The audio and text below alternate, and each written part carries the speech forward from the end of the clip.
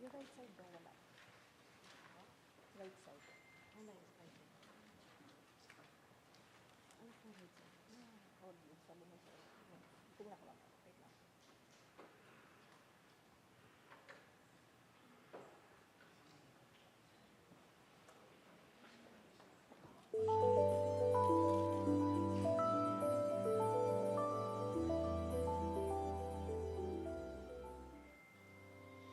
The Museum Foundation of the Philippines takes pride in its more than 30 years of progressive cultural heritage work for the country. Its initial advocacy was to get a permanent home for our National Museum, which now has 4 landmark buildings in Manila, namely the National Museum of Fine Arts, National Museum of Anthropology, National Museum of Natural History, and the Planetarium. It continues its mandate of supporting its programs for all its sites and branches nationwide. To promote Philippine arts and culture, the MFPI holds regular lectures and thematic tours, gives grants to worthy cultural projects, and mounts its annual fundraising event, the Maarte Fair, that showcases the best in Philippine arts and crafts, and other special projects with partner institutions with similar advocacies. Be a part of these important breakthroughs and be your partner in more exciting cultural heritage achievements.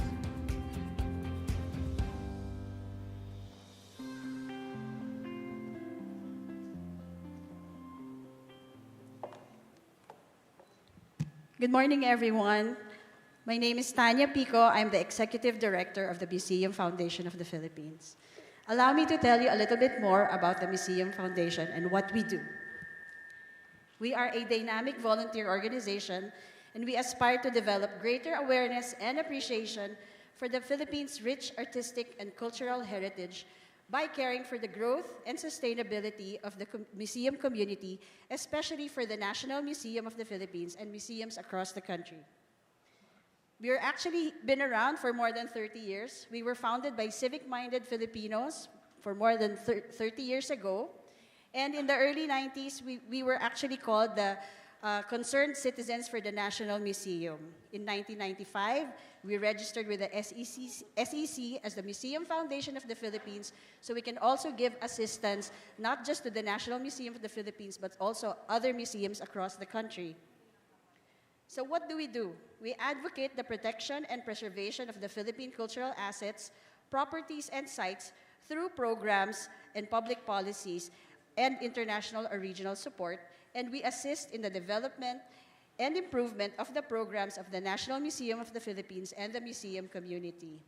For more about Museum Foundation, please follow us on Facebook and Instagram. But before I go, I'd like to share a bit of good news with you through one of the trustees of the Museum Foundation, Ms. Blen Fernando.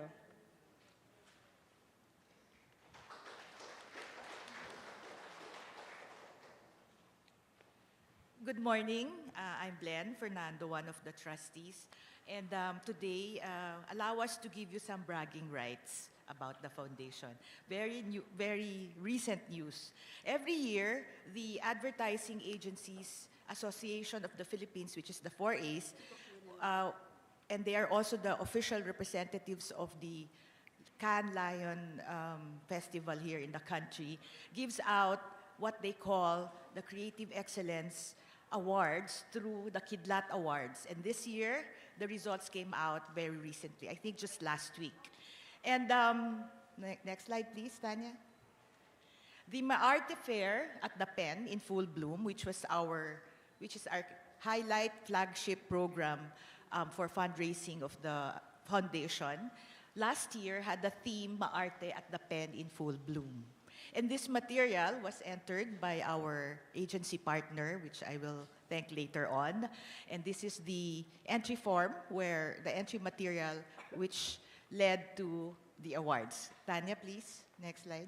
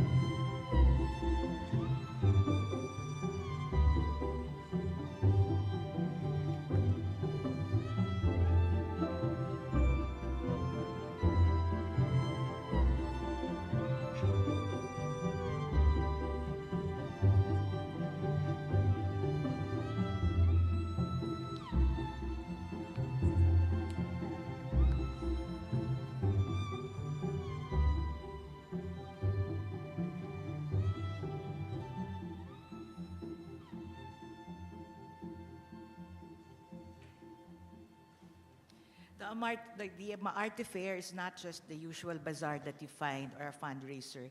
It is actually the combination of working on culture, history, and arts, trying to preserve it in a contemporary way.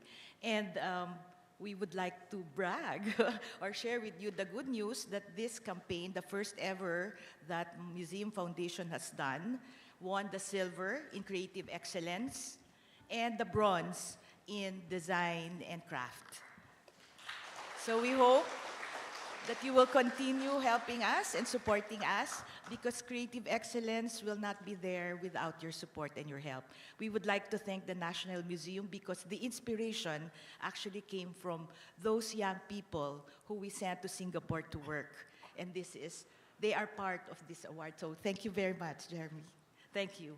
And we'd also like to thank our partner, our advertising agency, TBWA Santiago Mangada Puno. By the way, they also are the 11th winner. They have 11 awards as the Agency of the Year. Thank you, and enjoy the day. Thank you, Ms. Blen Fernando. And now, the Director General of the National Museum of the Philippines, Mr. Jeremy Barnes, would like to welcome you all.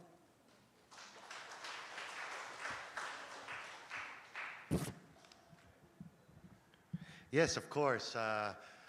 It's with great pleasure that I welcome you all to this third installment in the third week of May, National Heritage Month for 2024. And coincidentally, but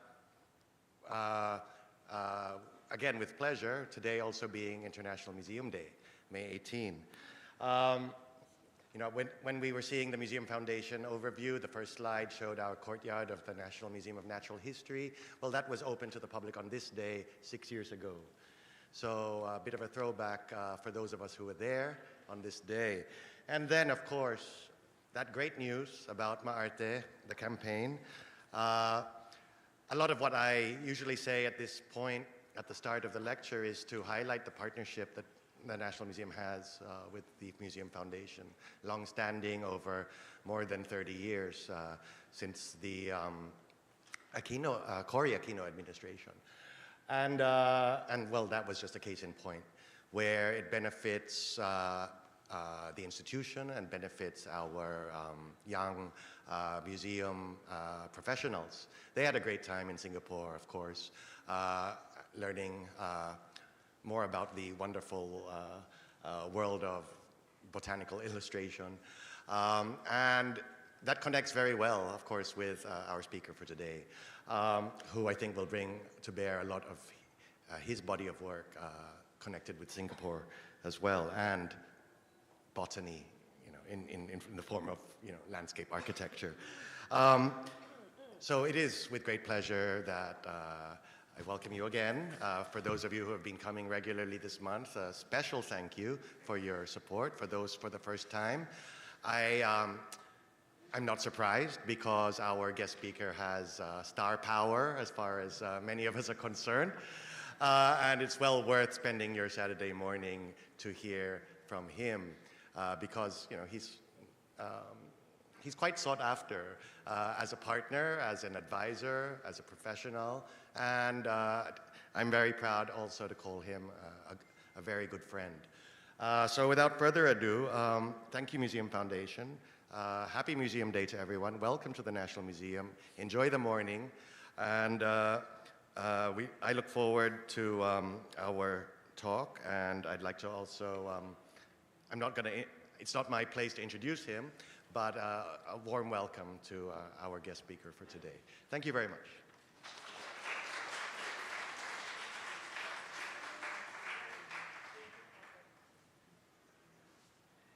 Thank you, Director Jeremy Barnes. Good morning, ladies and gentlemen.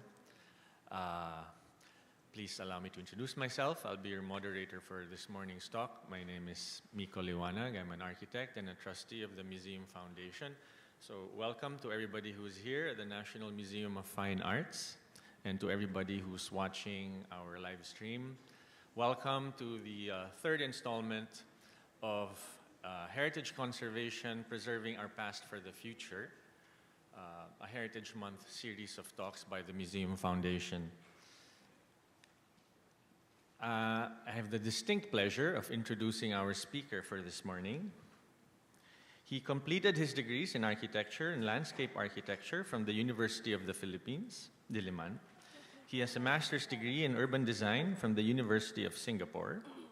He has been a practicing design consultant in planning, urban design, and landscape architecture for the last 40 years, with 12 of those years spent in Singapore as head of PDAA design. He has been a principal planner, urban designer, or landscape architect in charge for close to 250 projects in 14 countries around the world, and is currently head of the PGAA Creative Design in Manila. He's a registered and licensed landscape architect and environmental planner. He is the recipient of several awards for urban design and landscape architecture from the Philippines, Singapore, Malaysia. He's also an award-winning writer and photographer with several books and publications to his credit. He was the editor-in-chief of Blueprint magazine from 2002 to 2012 and editor-in-chief of the Philippine Yearbook for 4 out of the last 7 editions. He writes a regular column in the Philippine Star on architecture planning, urbanism, and design. In 2016, he won the CCP Gawad para sa Sining Award for Architecture. His advocacies are in heritage conservation, walkable cities, and the recovery of parks, plazas, and open civic spaces. I've had the pleasure of catching several of his talks, and I guarantee you that you will enjoy this morning's talk. No pressure. So, ladies and gentlemen, please join me in welcoming our speaker for today, Paolo Alcazaren.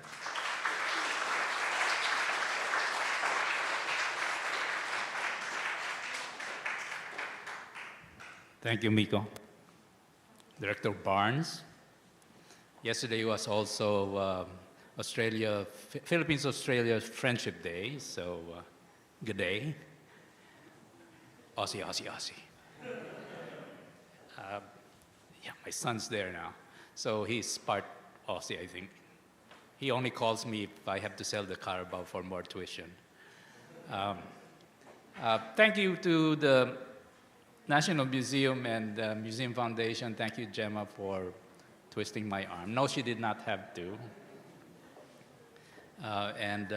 Good morning, everyone. I know it's very early, and my doctor forbade me to drink coffee in the last 2 months since I had a little incident. So I need to get a little more steam before I push on. But this morning, I'm giving you a tale of 2 rivers. As they say, it was the best of times, it was the worst of times, right? That's as far as I went with that book. So bringing back life to the Iloilo and Pasig rivers. That's not the Iloilo, that's the Iloilo River. So you can see the difference. Not because I helped Iloilo, but you know. But this is the reality. I have to give context to. I start my talks with giving context in urban terms because 6 out of 10 Filipinos now are urban, and all of our towns and cities are usually coastal or riverine. And so, oh, by the way, I define urban. If you live within visual sight of a Jollibee or McDonald's, you're urban. They have the best maps. So Metro Manila is 600 plus square kilometers, 12.8 million residents, the inadequate land use planning, inefficient transport system, and a lack of parks and open green space, and an underappreciated and underutilized Pasig River. It's not much better in Cebu. Metro Cebu is 2.8 million, inadequate, again, land use planning, inefficient transport system. They're just building the first BRT line. They couldn't get the MRT, so they have a really minuscule 2 kilometers from one end of Osmeña to the other end. A lack of plazas except in the central heritage core. And with several rivers and creeks, essentially they're treated as sewers. compared to Iloilo City, that's 91 square kilometers, just under 500,000 residents. They have very good land use planning, good governance, a robust program for heritage conservation, fast improving transport system with pedestrian and bike-focused infrastructure, 9 kilometers of river esplanade and a wealth of plazas, parks, and open green space. And we've been helping Iloilo for the last decade. They made me a honorary Ilonggo. I'm still trying to pick up the language. That's how it looks. That's the provincial capital, and that's this is a panoramic photo of the city.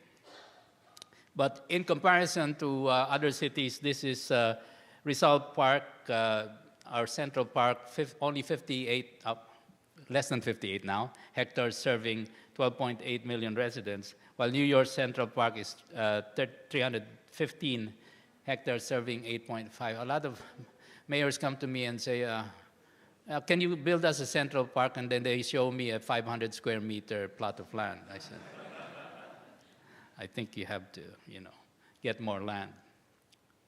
But they have an additional 113 square kilometers of park space in the 4 other boroughs of New York City. So you're just a train ride, a walk or bike away from a park or open space and the Hudson and waterfront.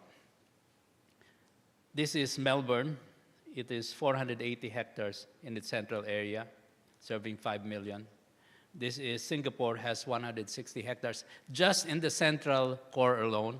And I always lived in the center the 12 years that I lived there. So I was never more than 5 minutes away from a park or open space or the Singapore River, which I had the opportunity of getting involved with improving.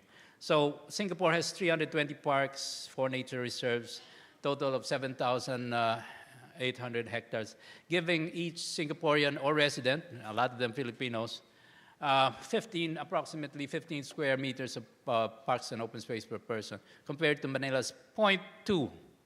You cannot count the La Mesa watershed because it's a watershed. You cannot allow public visitation. Metro Cebu has 0.1. So we're very far off the 9 square meters per person as recommended by the WHO. We have a long ways to go. So this tale of 2 rivers starts with the Singapore River. And as I mentioned, I spent a dozen years there. And I was involved in a lot of projects in and around the Singapore River, and for 2 years I was seconded to government, working for the Singapore Tourism Board as liaison between the Urban Redevelopment Authority and the STB for projects like this. So a lot of the interventions that you see now were the result of very conscious conservation of heritage districts beside the river, yet allowing for private development in some of the other areas. So it was a balance of heritage conservation and an acknowledgement that people would visit Singapore only if they didn't erase everything that of its past. So they did that, very conscious. So I was involved with, that's me 50 pounds ago. I was involved in the new Merlion Park, moving when they built the Nicol Bridge. We had to move the Merlion from the mouth of the river to the new inner harbor. The Singaporeans had to build the inner harbor to contain water because they were afraid Malaysia would cut off their water. So, and the Merlion, of course, is an invented symbol. We were first. If you look at Manila's logo, we had the Merlion before they did. But that was a result of a competition which was suggested by a Filipino Singaporean. So I was involved with this project, working with a lot of Filipinos who also worked for the various firms that actually built this.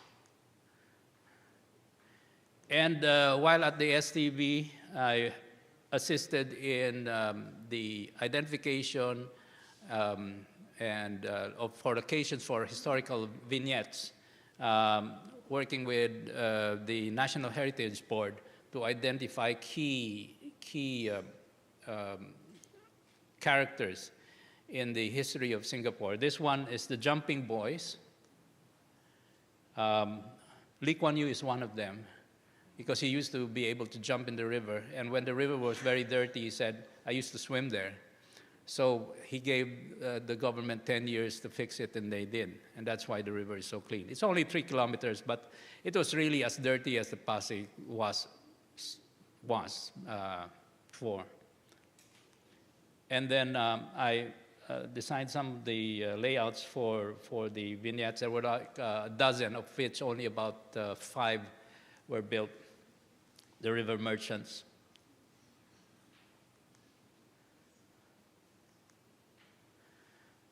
So while there, I also had the opportunity of being involved with a lot of heritage districts as well as open spaces in them. These are 2 of the dozen or so open spaces I've been able to be involved with. This is the Singapore Chinatown Heritage Parks, An Chiang Hill and Telo Ayer, which is in between the river and Duxton Hill. So, and this was designed by myself and my company, which is all Filipino. It's a Filipino company, and it's still there. And it connects various sections of Chinatown, and of course it's very safe in Singapore, so you can walk without any fear for your life or your cell phone. So this is Telo Ayer, which is in the heart of Chinatown, and it's an ode to the immigrants from China, the Huaran, and the inspiration is the trellises are shaped in the skeleton of the boats that brought them from Fujian to Singapore. And then there are historical vignettes. So I designed this 20 years ago and went there, and it's still as good as when we opened it, which just says a lot about how well their maintenance is, which is actually sort of, except for the National Museum, not in the vocabulary of Philippine government.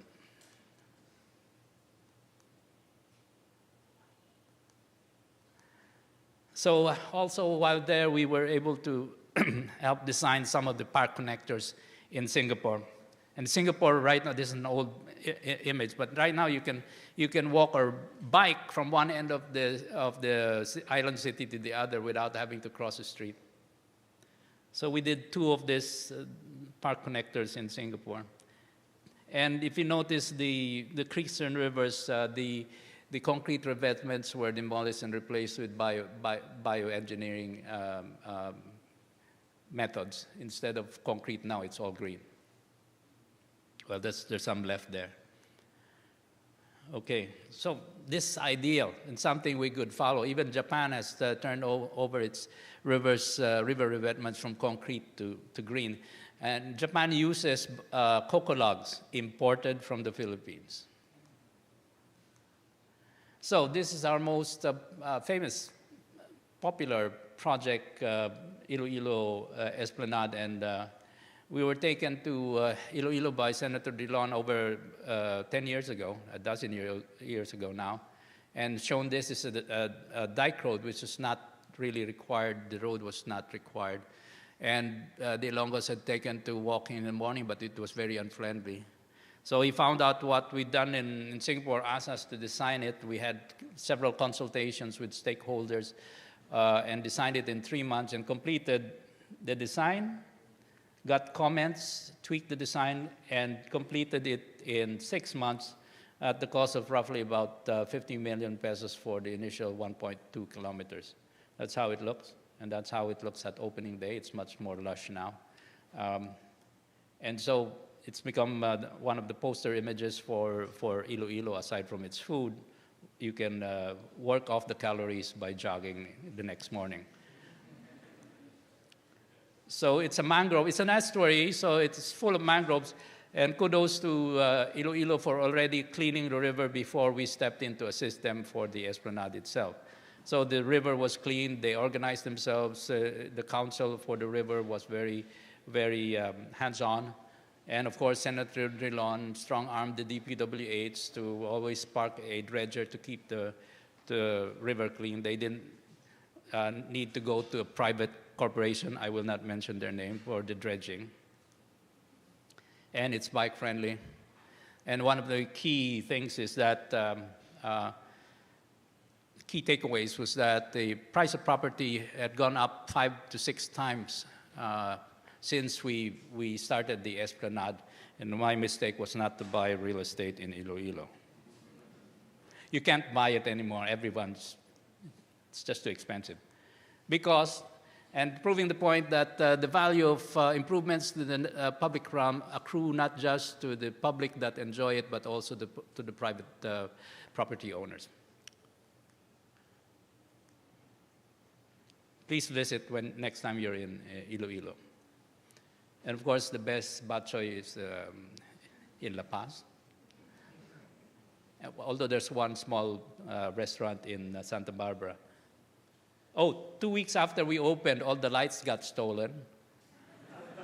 But then we found out it was a political enemy, and of course they're all related, so they just asked. They returned them.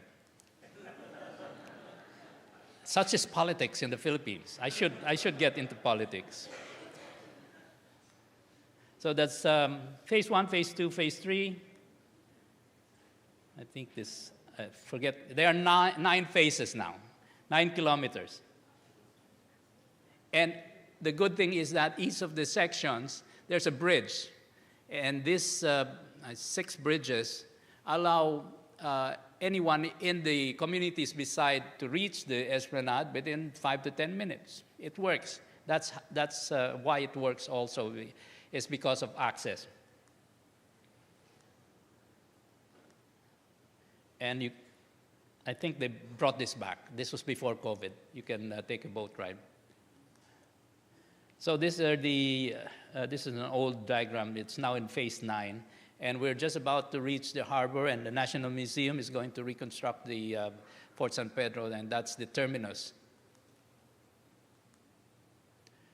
So with the success, they asked us also to fix up the Aquino Avenue, and through Senator Drilon, we strong-armed the DPWH to give us an unheard of 40% of the road right-of-way for bikes and pedestrians. And we built it. So that's when it opened, and this is it on Bike Day. So bike ridership increased even before COVID, and during COVID, Iloilo was one of the only city that provided alternative modes of transport.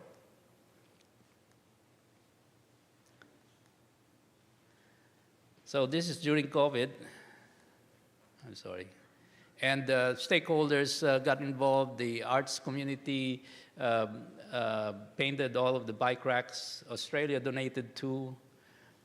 So the bike network is quite extensive and comprehensive and well-maintained comparatively with the rest of the country.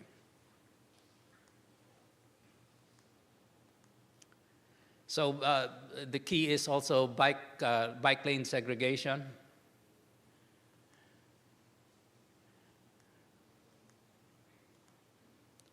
So we were asked right before COVID to get involved also with the Conservation Master Plan for the Historic Center of Iloilo, the CBD.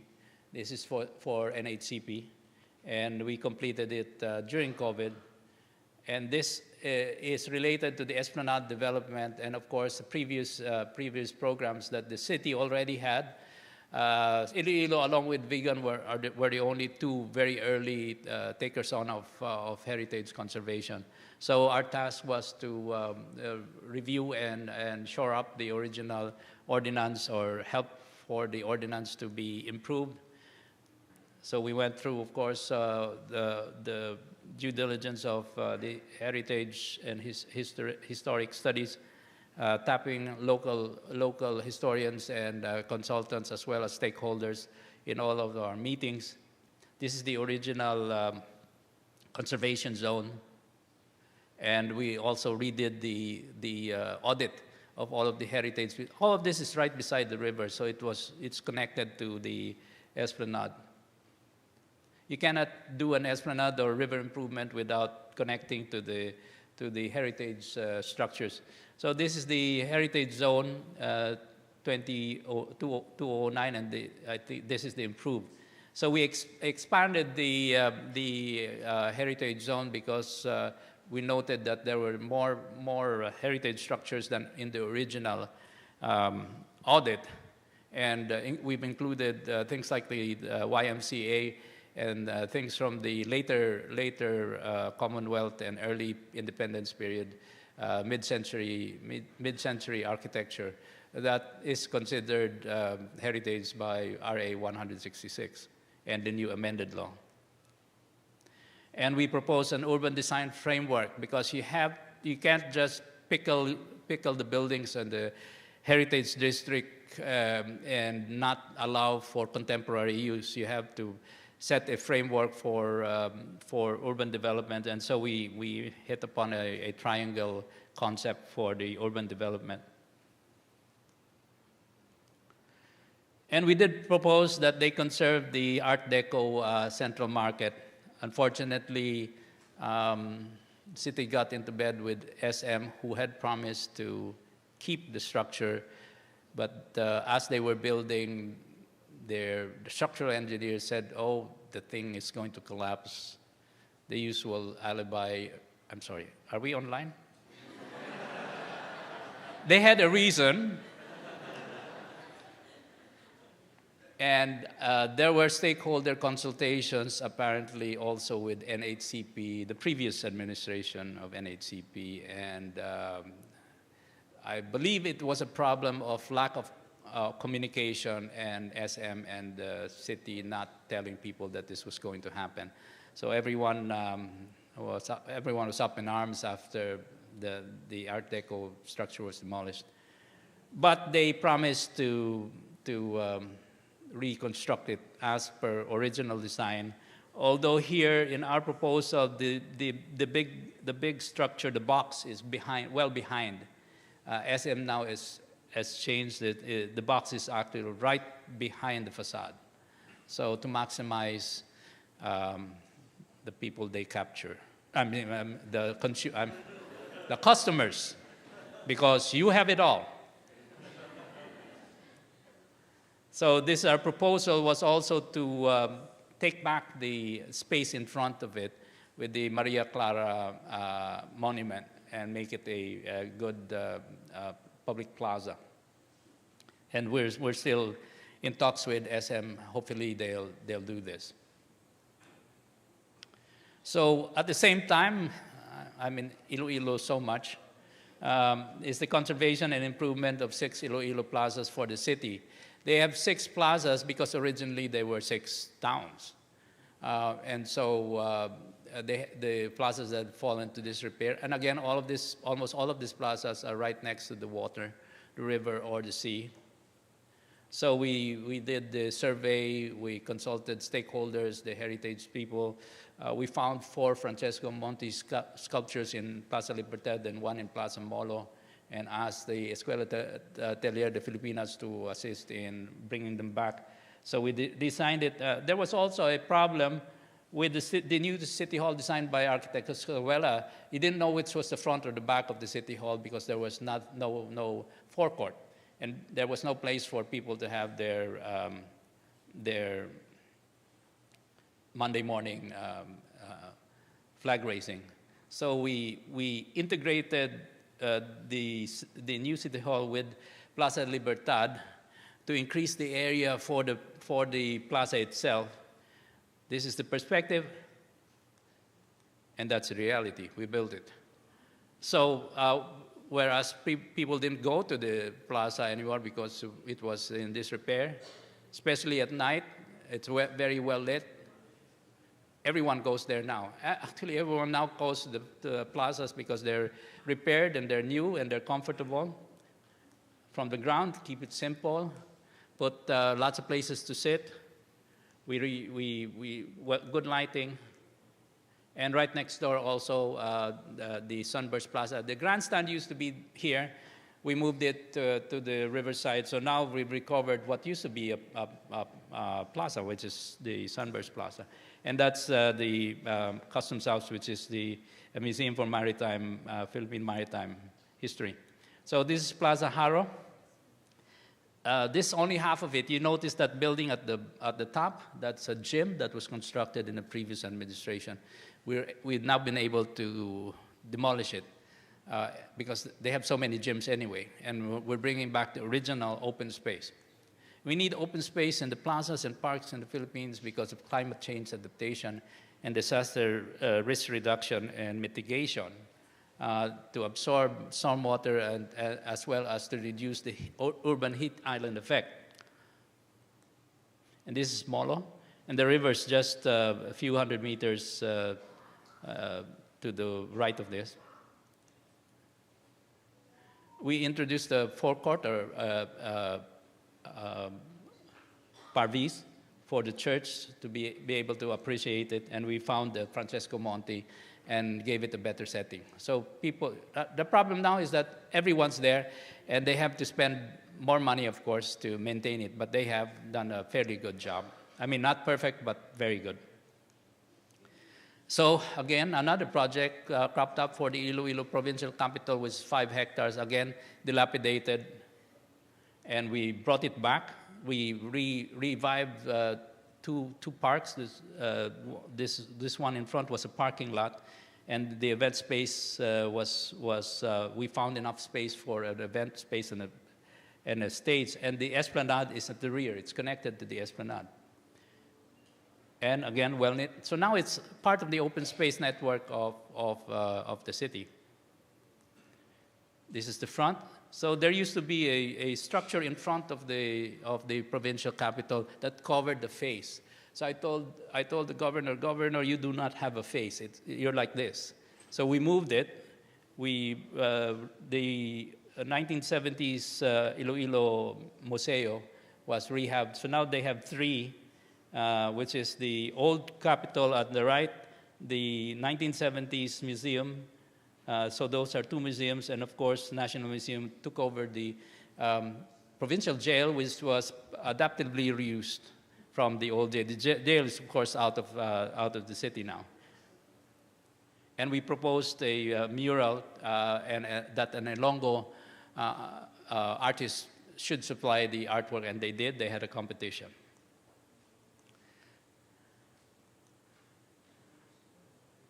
Arroyo Fountain. Originally, the caryatids were bare-chested, but the priest went up in arms, and they had the sculptor clad them. I'd like to see them bare-chested again. This was the jail before it was adaptively reused. And I was there recently, and this is how it looks today.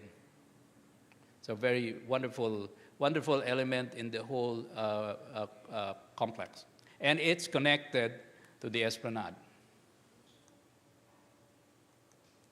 That's how it looks at night. Wonderful place. And this is the artwork. So we come to the Pasig. But first, before that, we go back like 3 years when a certain corporation that makes the beer I so love but now have to not drink, the Parex,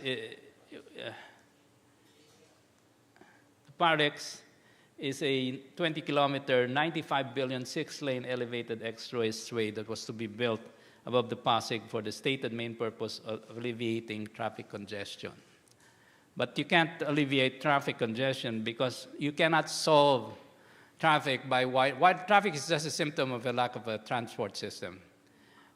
Because of the principle of induced demand. The more roads you build, the more cars it will generate. We cannot, Metro Manila is the only metropolis in the world that still doesn't have a full subway and metro system. Anywhere else with this type of density, that's why we rely too much on cars. So we should have a comprehensive transport system that's focused on moving people, not cars, including the ferry, river ferry, pedestrian, bike networks, and tied to proper metropolitan-wide land use planning. So what would you rather live beside, a river or an expressway? It would bring air pollution, of course, noise pollution. It's a sound of, that's 50 to 60 decibels. That's like the sound of an osterizer right beside you. And then vibration, a factor that compromises heritage structures. And the hydrology and ecology of the river would be compromised. Of course, it's a visual blight. The property values of everyone who buys here will go down. And it's really bad. And I had to throw this because we never learn our lessons. That's Lubbock. And the folly of DPWH building a structure that eventually compromised this church, and that's why it collapsed in the last earthquake. But we have short memories. So this is what's going to happen. SM announced that bike lanes would be added, but that's impossible because you have to go 4 stories, 5 stories up, and how do you get the bikes and people up there? It's really just for cars.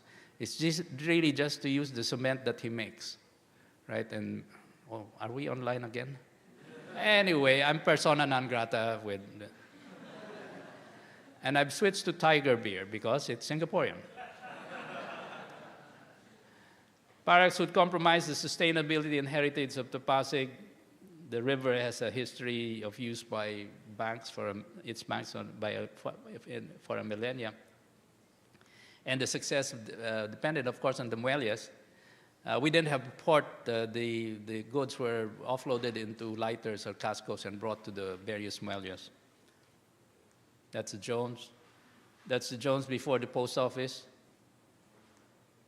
And that's the post office. This is from the 1930s, thanks to John Tewell. And river life was really plentiful, that there were crocodiles in the river. Of course, now they're all in Batas and Pambansa. We've taken good care of them. Yes. I hope this is not from San Miguel. Right before COVID, I had an opportunity to document some of the buildings, El Lugar, reportedly going to be adaptively reused. The FNCB, First National City Bank,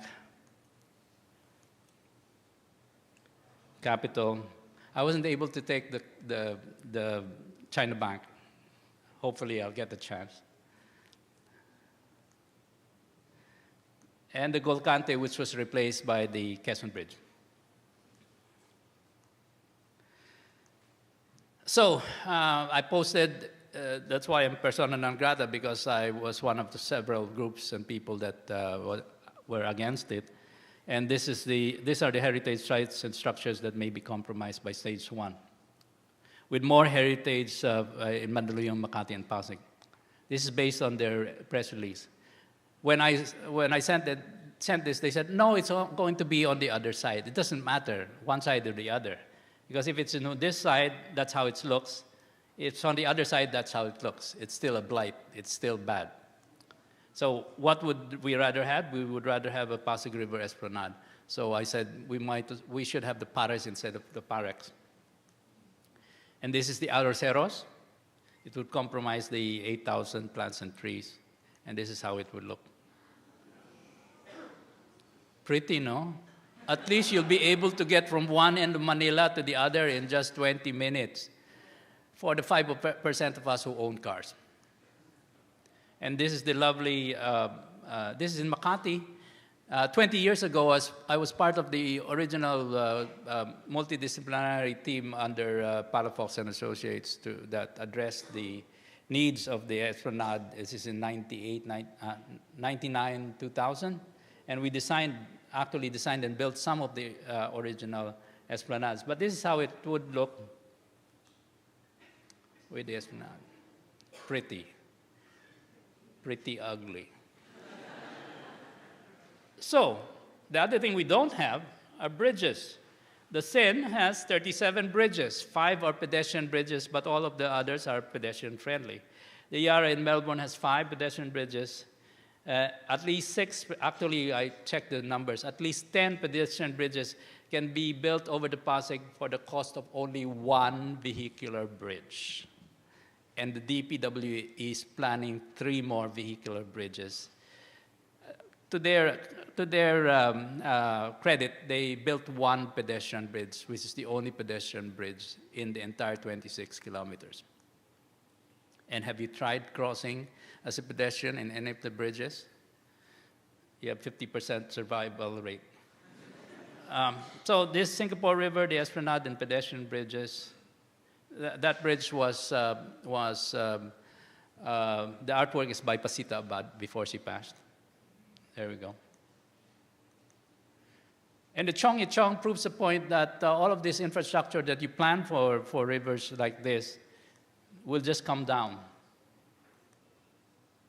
And they did it in South Korea. This is the Rio project in Madrid. So we're the only ones in the world still building skyways. Doesn't work. Embarcadero, that used to be in 1989, and then it was demolished after an earthquake, and it's brought back life to the waterfront. So all over the world, except for the Philippines, they're demolishing this. So this is just a postscript. We found out recently that even though, despite the public announcement by the headman himself, that they were not going to, they were backing off the project, they have not withdrawn their application. So, abangan ang susunod na kabanata. Anyone want to take bets with me on whether they're still there? So this leads us to last year, July of 2023, an EO 35, where the president signed a new order to create the Interagency Council for the Pasig River Urban Development. And this is a 15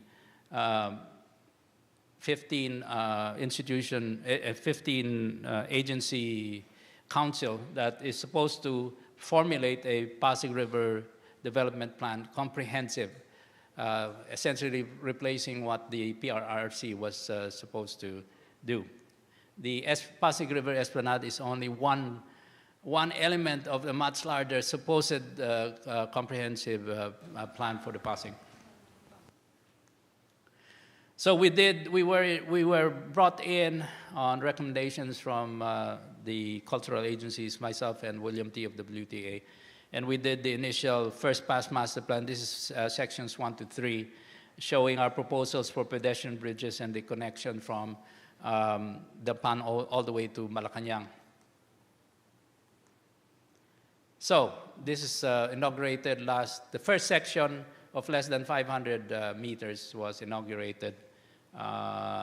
We actually stepped in, a lot of the design was already completed by Secretary Alcazaren under the ESWD, and we were there just to consolidate and to integrate. This is my long-winded way of saying I was not the one who put the pandango sa ilaw struck. It's, you know, dealing with 15 agencies and a very strong head guy on top, it's very difficult. In Iloilo, we only had to deal with 1 LGU, and everybody was on board, and it was much easier. Here, we're dealing with 15 agencies, a lot of whom don't want to share any information. We have to hit the DPWH on the head to tell us that they were planning bridges. I'm sorry, we're online again, I forget.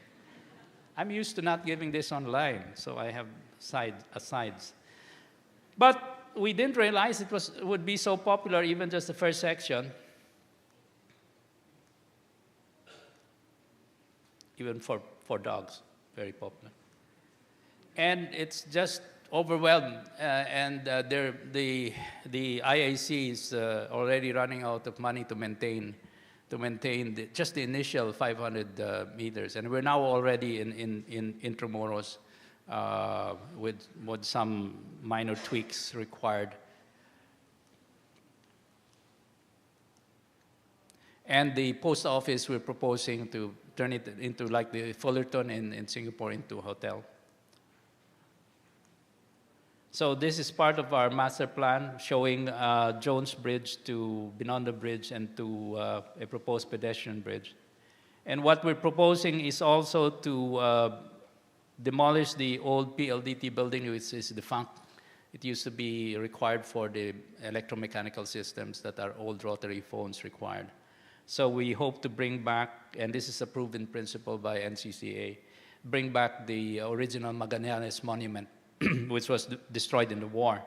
And that would connect Intramuros with the Esplanade and also incorporate the National Archives, which is now being fixed up, and connect that with an open space to the Esplanade. And if you notice, there's a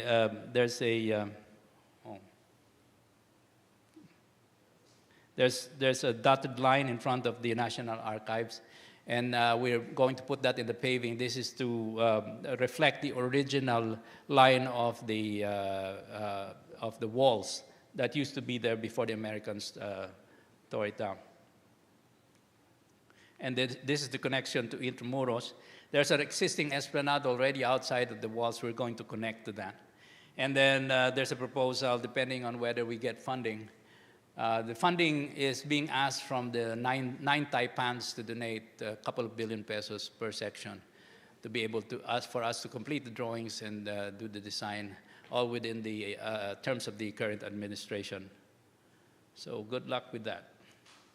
So that's the old PLDT building. You have the Angel Nakpil Design National Press Club, which of course we need to conserve, as well as the Juan Arellano Commerce Building on the right. And this is how it's going to look like. So we now have a connection. So on the other side, you have the Saragossa structure, as well as the ferry, which needs to be fixed. So this is our proposal to integrate it with a pedestrianized road that allows for people to access to the Escolta. So on the other side, beside Fiati, we need to connect it to Quiapo. There's a bridge that William T. of WTA is already building, and we need to connect that. So this is the proposal. We're still waiting for the funding. Do you have a spare 1 billion, anyone? Actually, it's much less than that. We could do it for like 300 million. But Yuchenko Group already did this, the Mbeli de Banco Nacional Esplanade. And we also, part of the scope of that comprehensive development is also the Esteros. And after we work with Seculo and DNR to clean up, and of course MMDA, this is what we hope to achieve. Yes, it can be done. Do you believe that? Imagine yourself having coffee beside FUB building. That would be wonderful. And this is the Arroceros.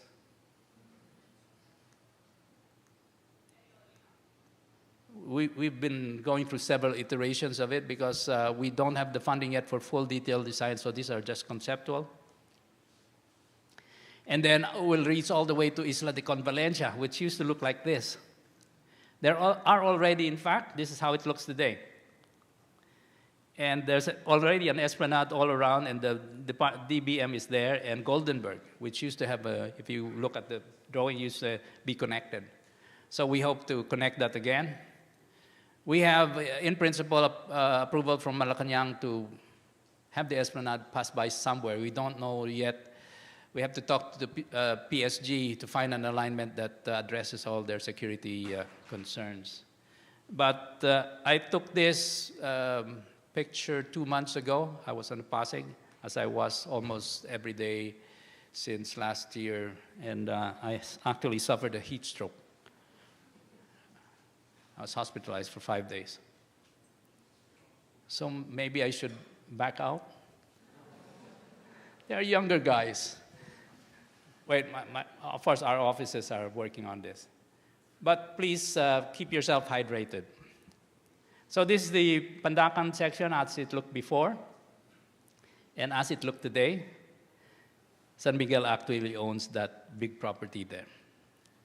But they're bypassing, you know, he's having the Parex bypass this, not in front of his own prop. Again, we're online, right?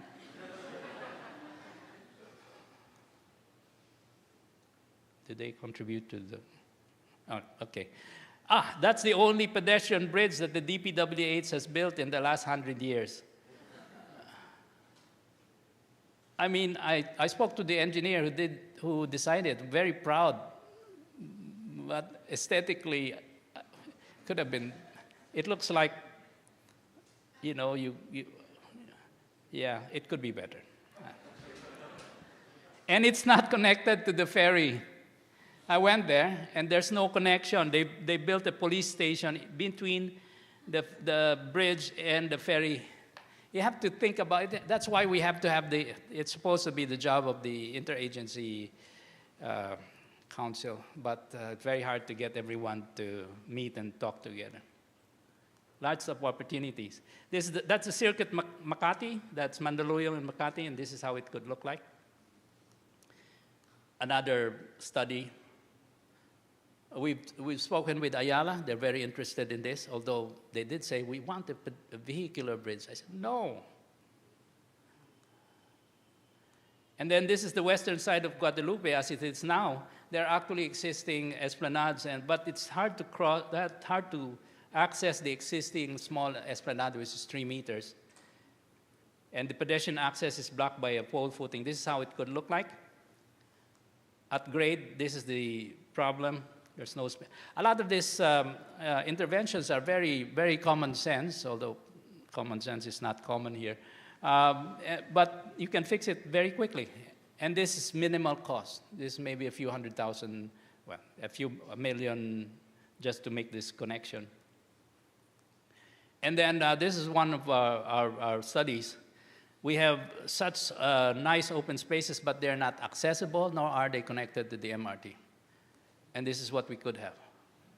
Fantastic, no? I mean, again, if you have a spare billion pesos, now maybe this is half a billion. But imagine the open space that you would have. But then we would have to talk to the priests, and they're almost the same as the DPWH in difficulty level. Again, we're online. I don't care, I'm too old. I should retire. This is the eastern side. And a lot of people walk across because during rush hour, because they need to. And this is what we could have. Again, very easy to do. Looking at it on another angle, if you get down the MRT, you have to walk 300 meters to get your jeepney or the ferry. Not protected from rain. And you have a wonderful park that, I forget which Binay, one of them, built, but you can't access, with a wonderful fountain, very well maintained, but nobody can access it. This is how it could be done. And look, and then more details.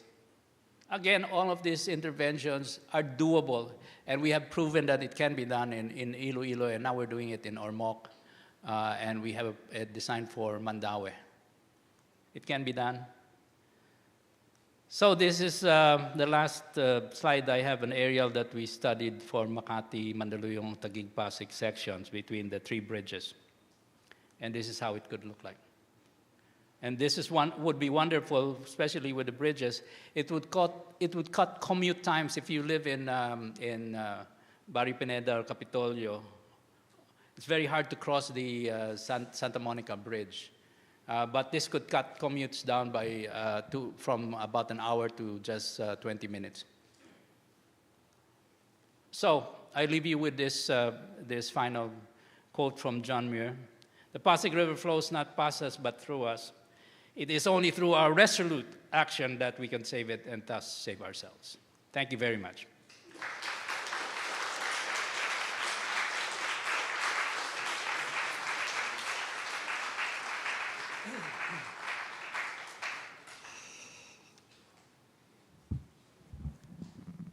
Okay.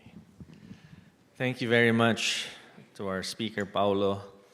A tale of two rivers, a tale of two sighs. For me, my reaction, I sigh at the beauty of the Ilocos Esplanade. And, Iloilo, Esplanade. And I sigh at what could be for the Pasig River. So, to react to Paolo's talk, I will introduce our 2 reactors. First of all, Ilocos. Sorry, it's too early in the morning. Yeah, why not? Every city in the Philippines.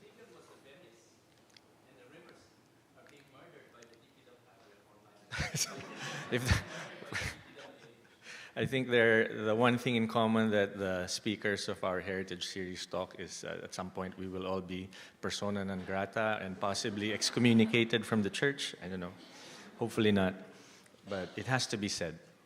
So anyway, our first reactor is a trustee of the Museum Foundation of the Philippines. She was the director of the National Museum from 1968 to 1971. She lived in Mexico during martial law. And from 1998 to 2001, she was the secretary of the Department of Tourism.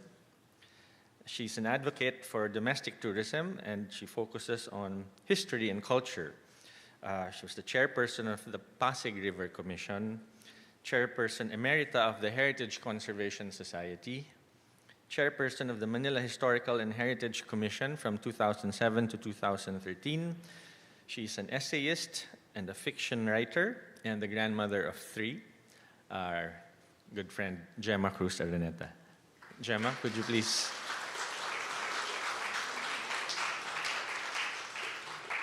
Take a seat in front together with our speaker, Paolo, if you may. Thank you. Our second reactor is the museum curator for the National Museum of the Philippines. He's a registered and licensed architect with a graduate degree in Architectural Heritage Conservation from the University of the Philippines in Diliman. She presently holds the permanent position of Museum Curator 1 under the Architectural Arts and Built Heritage Division of the National Museum of the Philippines. As a heritage conservation architect, he manages some of the restoration projects of the National Museum, including the reconstruction of the declared heritage churches in Bohol after the 2013 earthquake, the restoration of declared watchtowers in Ilocos, and the ongoing restoration of the Our Lady of Kaysaysay Church in Taal, Batangas. As a museum curator, he supervises the planning of the proposed exhibitions and manages the museum collections of over 7,000 objects, ranging from traditional building materials, samples to archival architectural documentations. Please welcome Marvin Belgica. Thank you.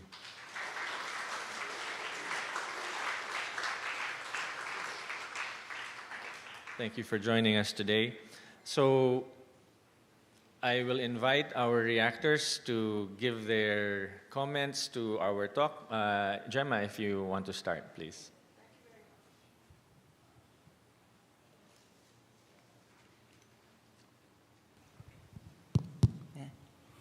Thank you very much for that kind introduction, Architect Liwanag. And Architect Alcazaren, he really pointed out the problems that we have here in the Philippines. The local governments, right? The national government agencies. The private sector, especially the real estate developers, the communities, and in general, Filipinos seem to have lost their aesthetic sense. Well, Can you legislate that? What's Can that? you legislate that? I don't think you can legislate the aesthetic sense. But anyway, I've been fortunate enough to work in most of these sectors. When I was in government, as Secretary of Tourism, I suddenly became the head of the Pasig River Commission, which was established by Mrs. Ming Ramos. So being a quasi-government commission, I had to deal with all the heads of the agencies, like the Public Works, Environment, you know. And as you said, everybody has his or her own plan, and you can't really agree on anything. But fortunately, President Estrada, who appointed me as Secretary of Tourism, was also interested in cleaning the Pasig River. So believe it or not, we were able to remove 50 derelict vessels from the Pasig River. And he was very proud of having done that because it sort of cleaned the Pasig River a bit. But as you also mentioned, there are like private enterprises that are involved in the cleaning of the Pasig River.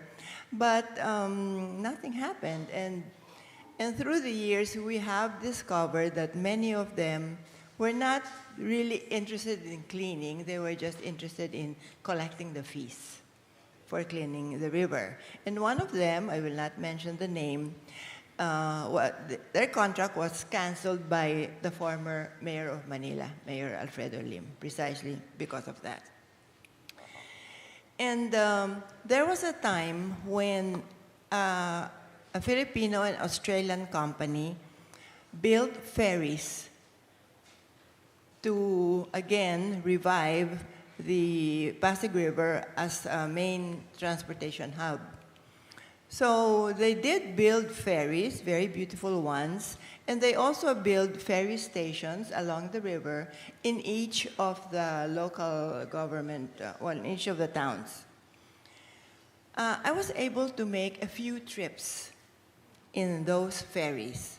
And one of the trips I took from the Guadalupe ferry station to go to Escolta because I wanted to buy some hopia. It took me 45 minutes. Okay, so I thought, oh, wow, that's good. And then we also had a few, like cruises, river cruises. I took the city government officials of Manila on a river cruise in one of those ferries. And it was an eye-opener for them because they had never seen the city and the other towns around it from the river. As we passed some areas, it was to them unrecognizable because they had never seen it from the Pasig River. Well, unfortunately, after a couple of years, there was a big typhoon that destroyed the ferry stations. And the local governments around those ferry stations did not have the budget to restore them. And another problem of that company was that the ferry boats were too big. So the waiting time for them to fill out was just too long. And another problem was the lack of seamless transportation. No? Because you mentioned that when you get off the ferry, where do you go? No, there are maybe tricycles or taxis or shuttles, but the transportation was not seamless. So that was one of the main problems. Well, so now I don't know. I see small ferry boats from that's being run by the MMDA at the moment. But and of course, the local governments. It's free because they're not in that business, and we're just waiting for someone to pick up the actual system. That's one of the challenges of the IAC, the Interagency Council. Although some people in the IAC don't like the ferries, I don't know why. And suggesting that since we're building the esplanade with steps down, that they can just stop anywhere. That's the kind of arguments we have to deal with. Well, so MMDA is proposing to redo the ferries, but another group says, no, hindi na kailangan. So, and then we are online. I keep forgetting. Well, anyway, I suggest that you look up this Filipino-Australian company because the boats that they built were really quite efficient. These were double-hull, flat-bottomed catamarans, and they had a special, whatever you call that, rolling thing, that would not really get tangled with the water lilies. So the water lilies was the one that killed the first boats, and the capacities were based on numbers that were not realistic. Yeah. So if we were proceeding with the comprehensive redevelopment plan of the Pasig, we would have a transport consultant, which we don't have at the moment. We would also integrate all of the intermodal interchanges with all of, like PUP, you have to walk 200 meters in a very tight alley, unsafe, to even get to the ferry station. So it's not comprehensive, and all the interventions are not coordinated with everybody else. So we're still trying to convince everyone to sit down. We haven't hired, the IAC hasn't hired a transport planner yet. And part of the problem is because funding is just not there. So all we've been able to do, or the IAC has been able to do, is the initial esplanade. Pretty, but that's just it at the moment. Yes. Well, believe it or not, there are supposed to be 85 parks and plazas in Manila. You just have to look for them. I've seen most. And you know, there is no accessibility to these parks and plazas because that's one way of keeping them maintained. Anyway, it defeats the purpose. I think a lot will really depend on the local government, which is what we saw in the case of Iloilo. Yes. By the way, Right. I forgot to mention that the 5 LGUs where the Pasig passes through for the river, they are not included in the interagency council. Oh, the 5 LGUs here? Oh, or I don't know why. I'm not the one who made the executive order. But they're not in the conversation at all. oh, that's a pity.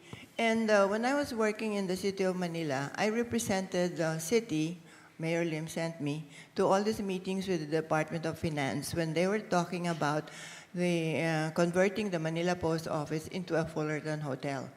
So we had many meetings with many agencies and the foreign counterpart, but they backed out because the area around the Manila Post Office, they have so many land titles belonging to different people.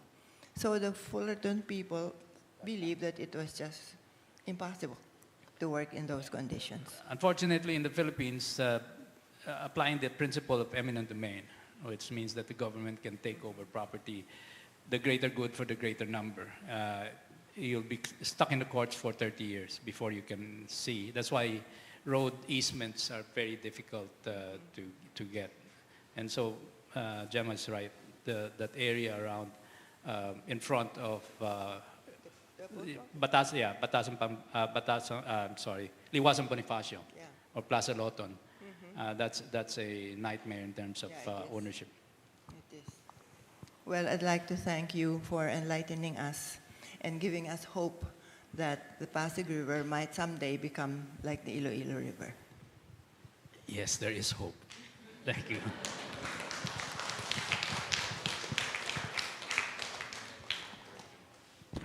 Hello. Okay. Thank you, Jem. I'll join you guys here on stage. Thank you for that reaction. I'd like to turn over the floor to Marvin. Yes, sir. So, good morning. So, first of all, I really don't know how to react. As a fan, I don't know how to react to the Paolo Alcazaren. Plus, my big boss is side-eyeing me here. So, Director Barnes.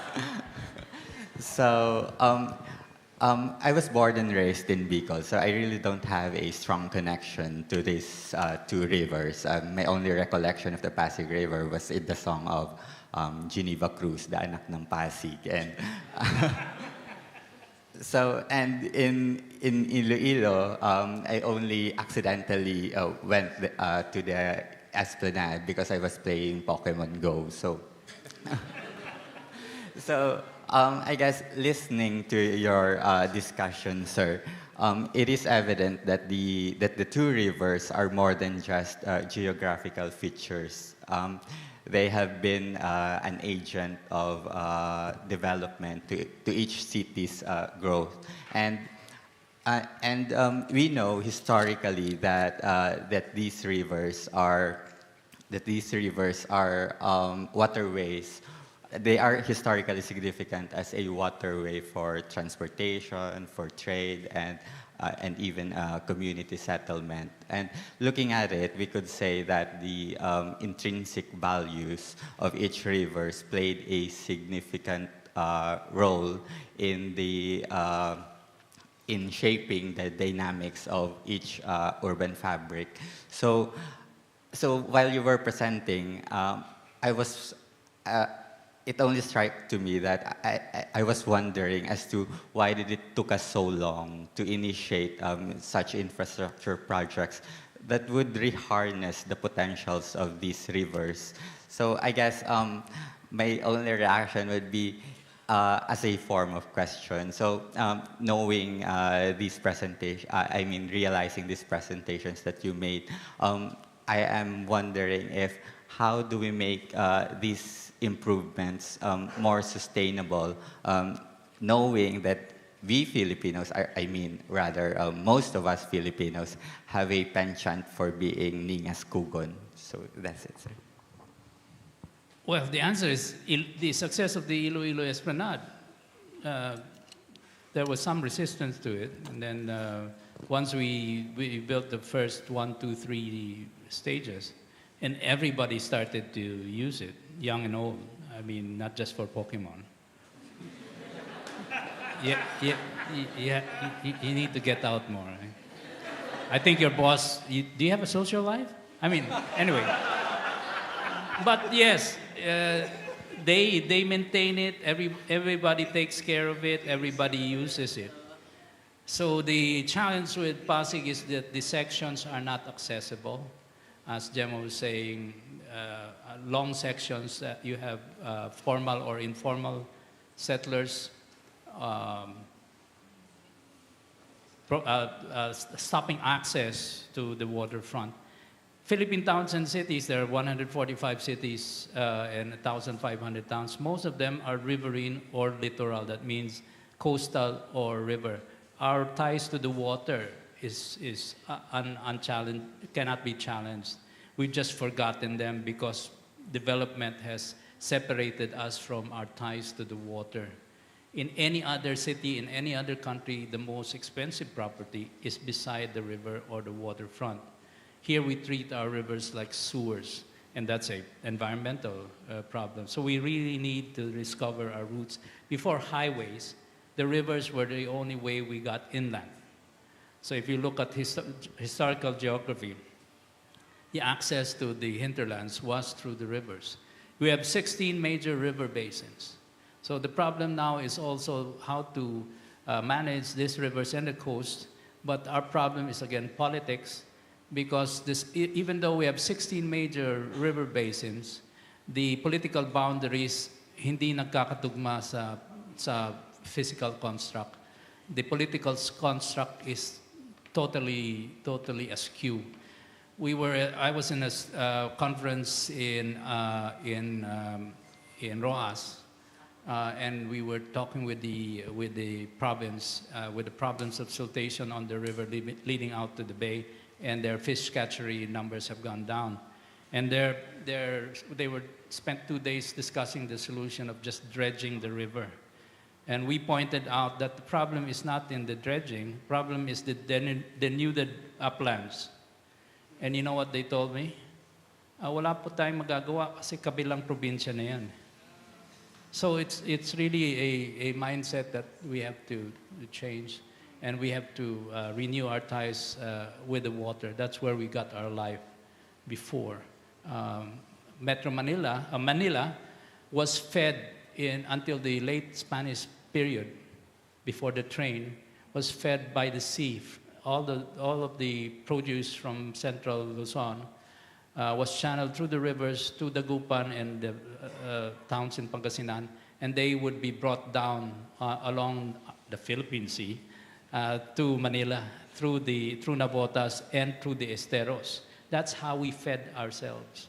Of course, now we have our highways, and that's an environmental price we're paying. So historical geography, food geography, and history, we have to rediscover all of this to understand and appreciate all the things we need that are important, that we have to look at natural processes that affect us now. It's been so hot, I almost died. And I was up in Baguio, but then it was monsoon rain in Baguio. Climate change is real, unless there are any flat earthers here.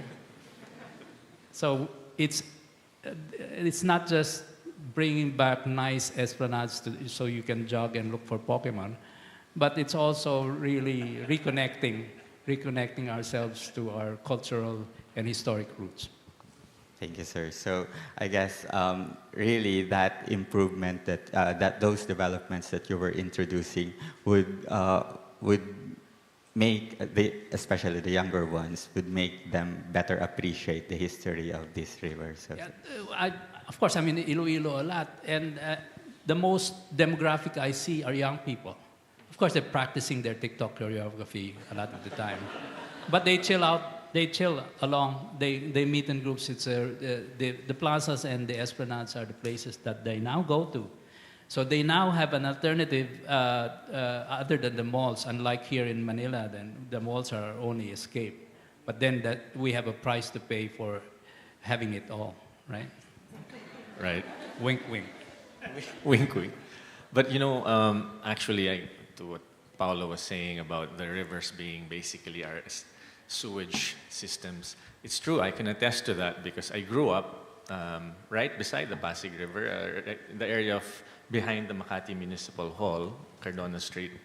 You don't look mutated, naman. No, well, I don't know about that. Some people will argue that I am, but we used to play in those empty lots on the riverfront as kids. Now I don't know if that's safe, but all the time we would come across people going to the river simply to defecate. I'm sorry to say it, but that's what it was.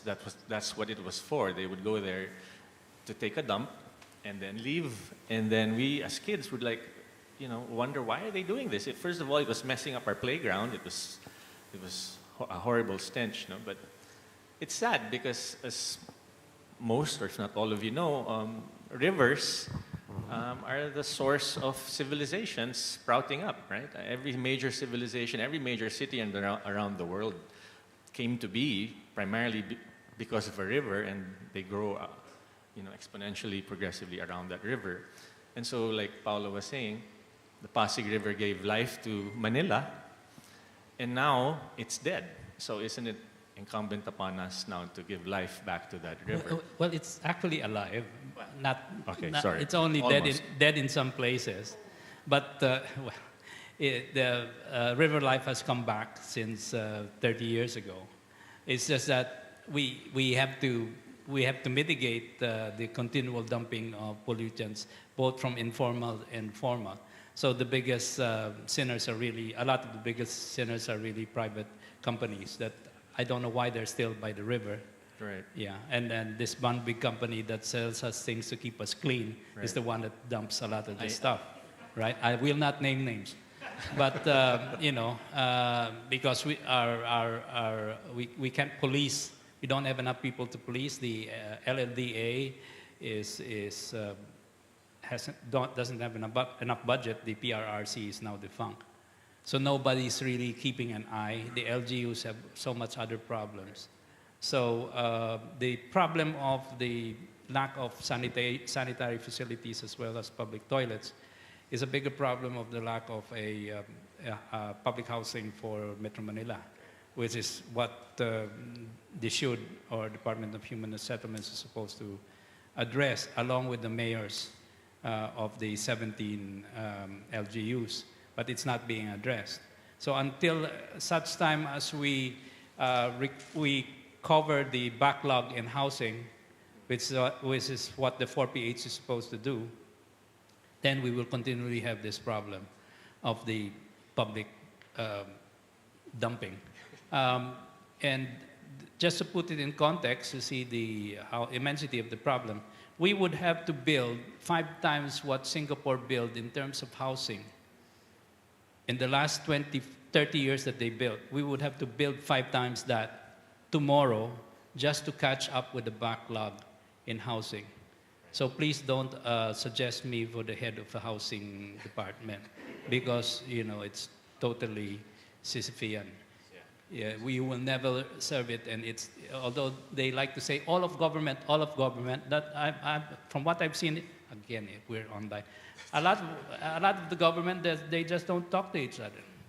We attend these meetings and they send their functionaries, and then they have a nice meal and they go back and report, and then nothing happens. So the next meeting we have, we ask the same thing. So it's, I'm sorry for the public kvetching, but. No, that's all right. It has to be said. Well, I stand happily corrected that it's not dead. It's still alive. There's potential to to bring it back to its former glory, like you said, and it's evident in the plans that Paolo made that there is so much potential.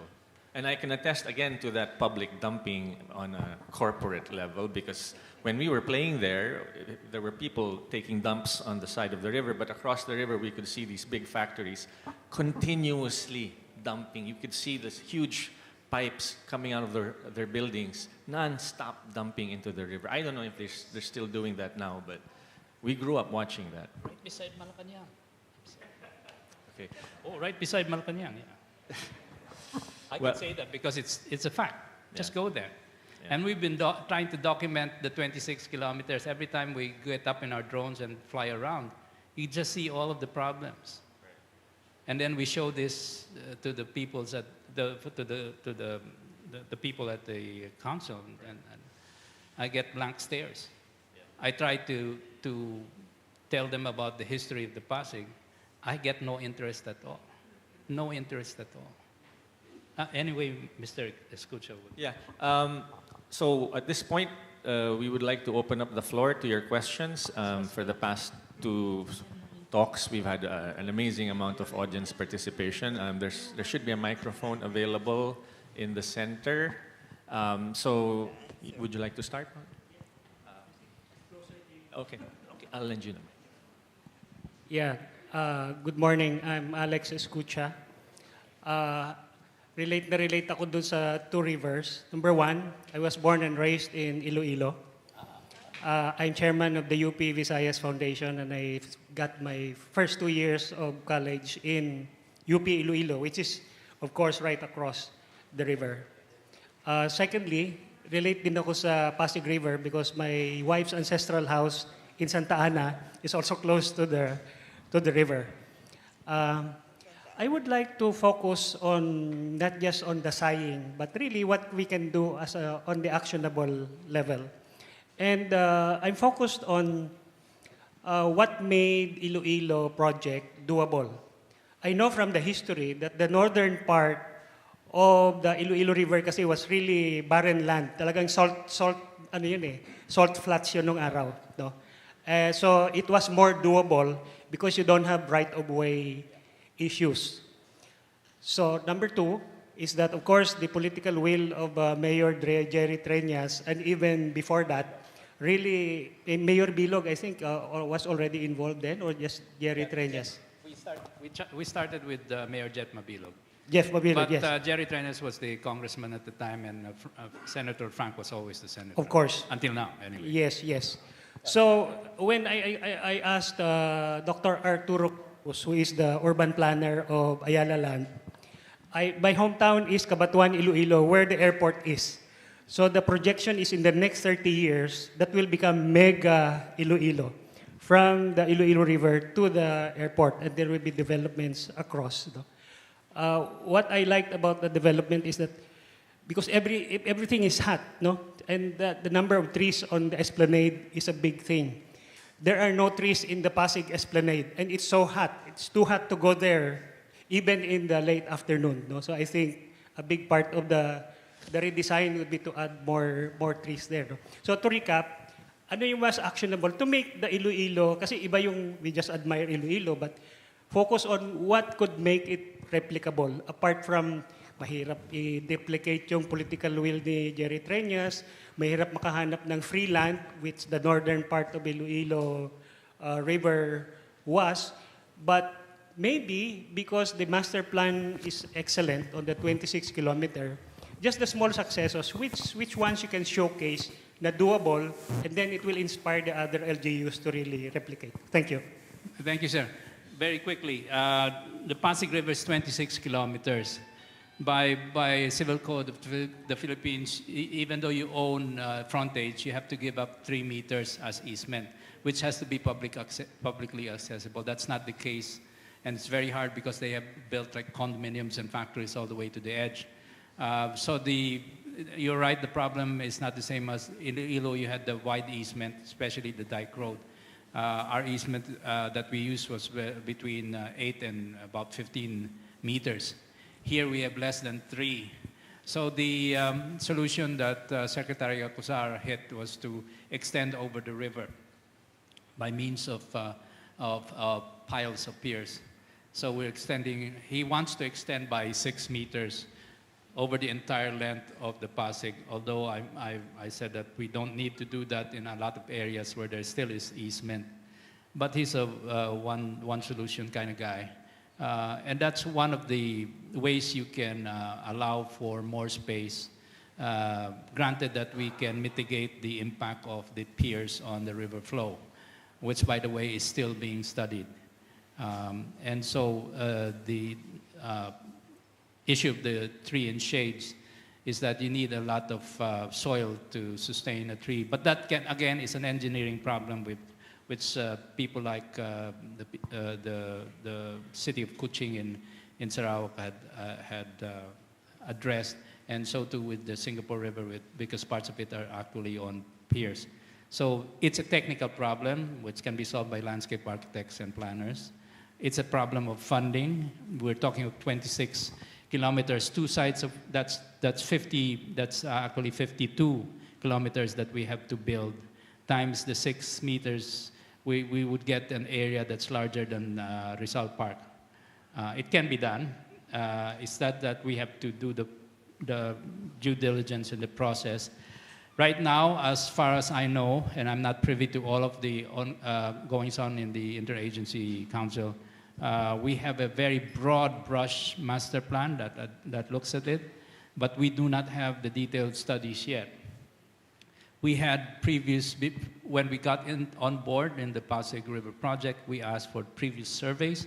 There was an extensive one done right before COVID, but because of COVID and the fact that President Duterte killed the PRRC, the service provider that did the surveys were not paid.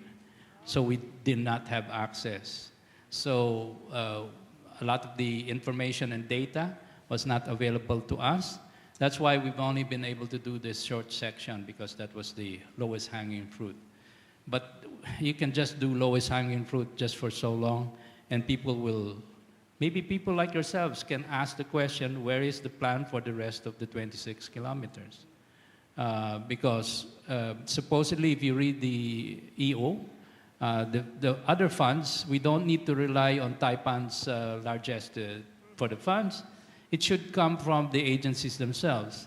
The biggest agency with the biggest budget is DPWH, and they don't like people eating into their budget. But they're doing things on the river that that's going to impact a master plan, like the 3 bridges that they're already thinking of building.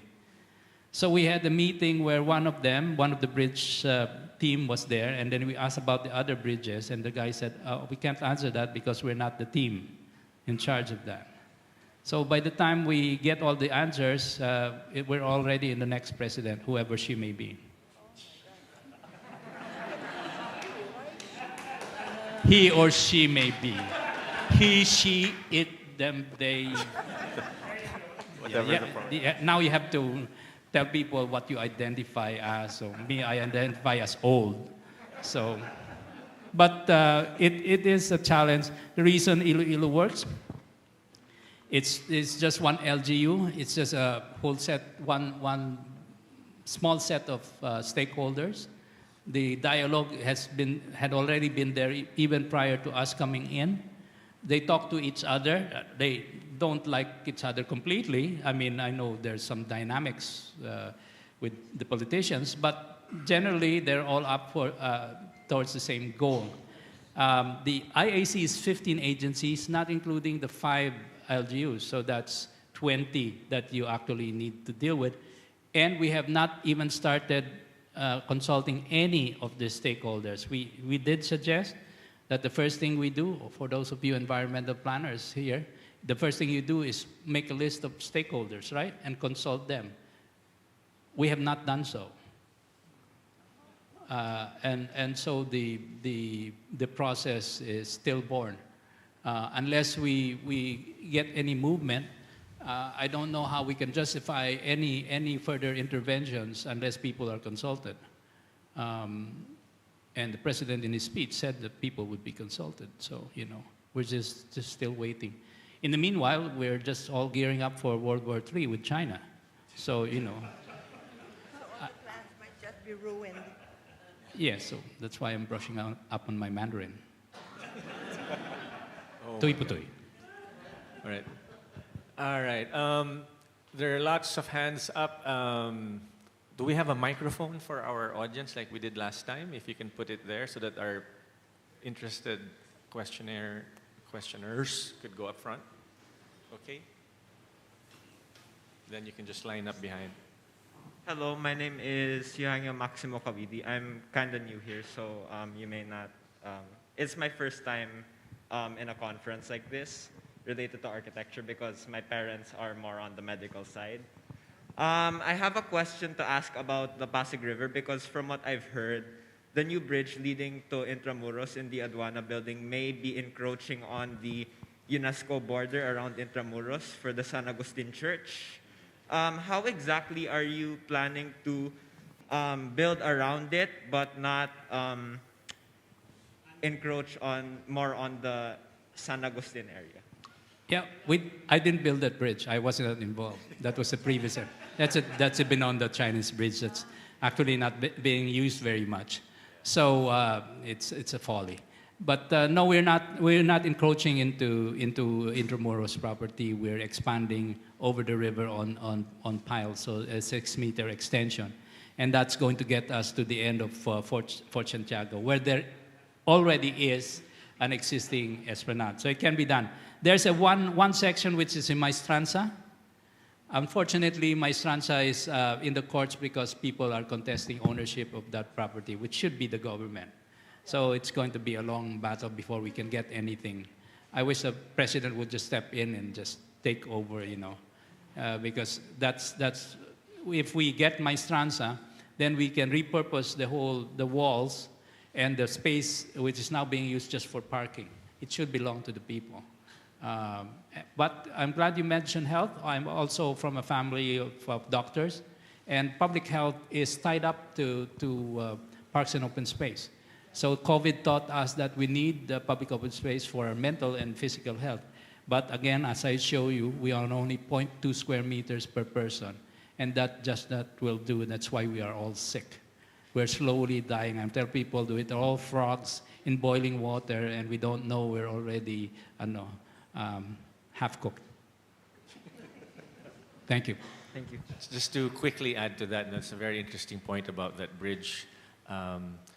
The UNESCO World Heritage List has certain sites that have been removed from the list over the last few years. One of which was the historic town of Dresden in Germany, precisely because there was a modern bridge that was built right across the river abutting the historic town. And if you look it up online, you will see that the design of that bridge, which resulted in the delisting of that historic town of Dresden from the World Heritage List, if you look it up, it looks exactly like that Intramuros bridge. Yeah, by the way, that bridge costs a couple of billion pesos, right?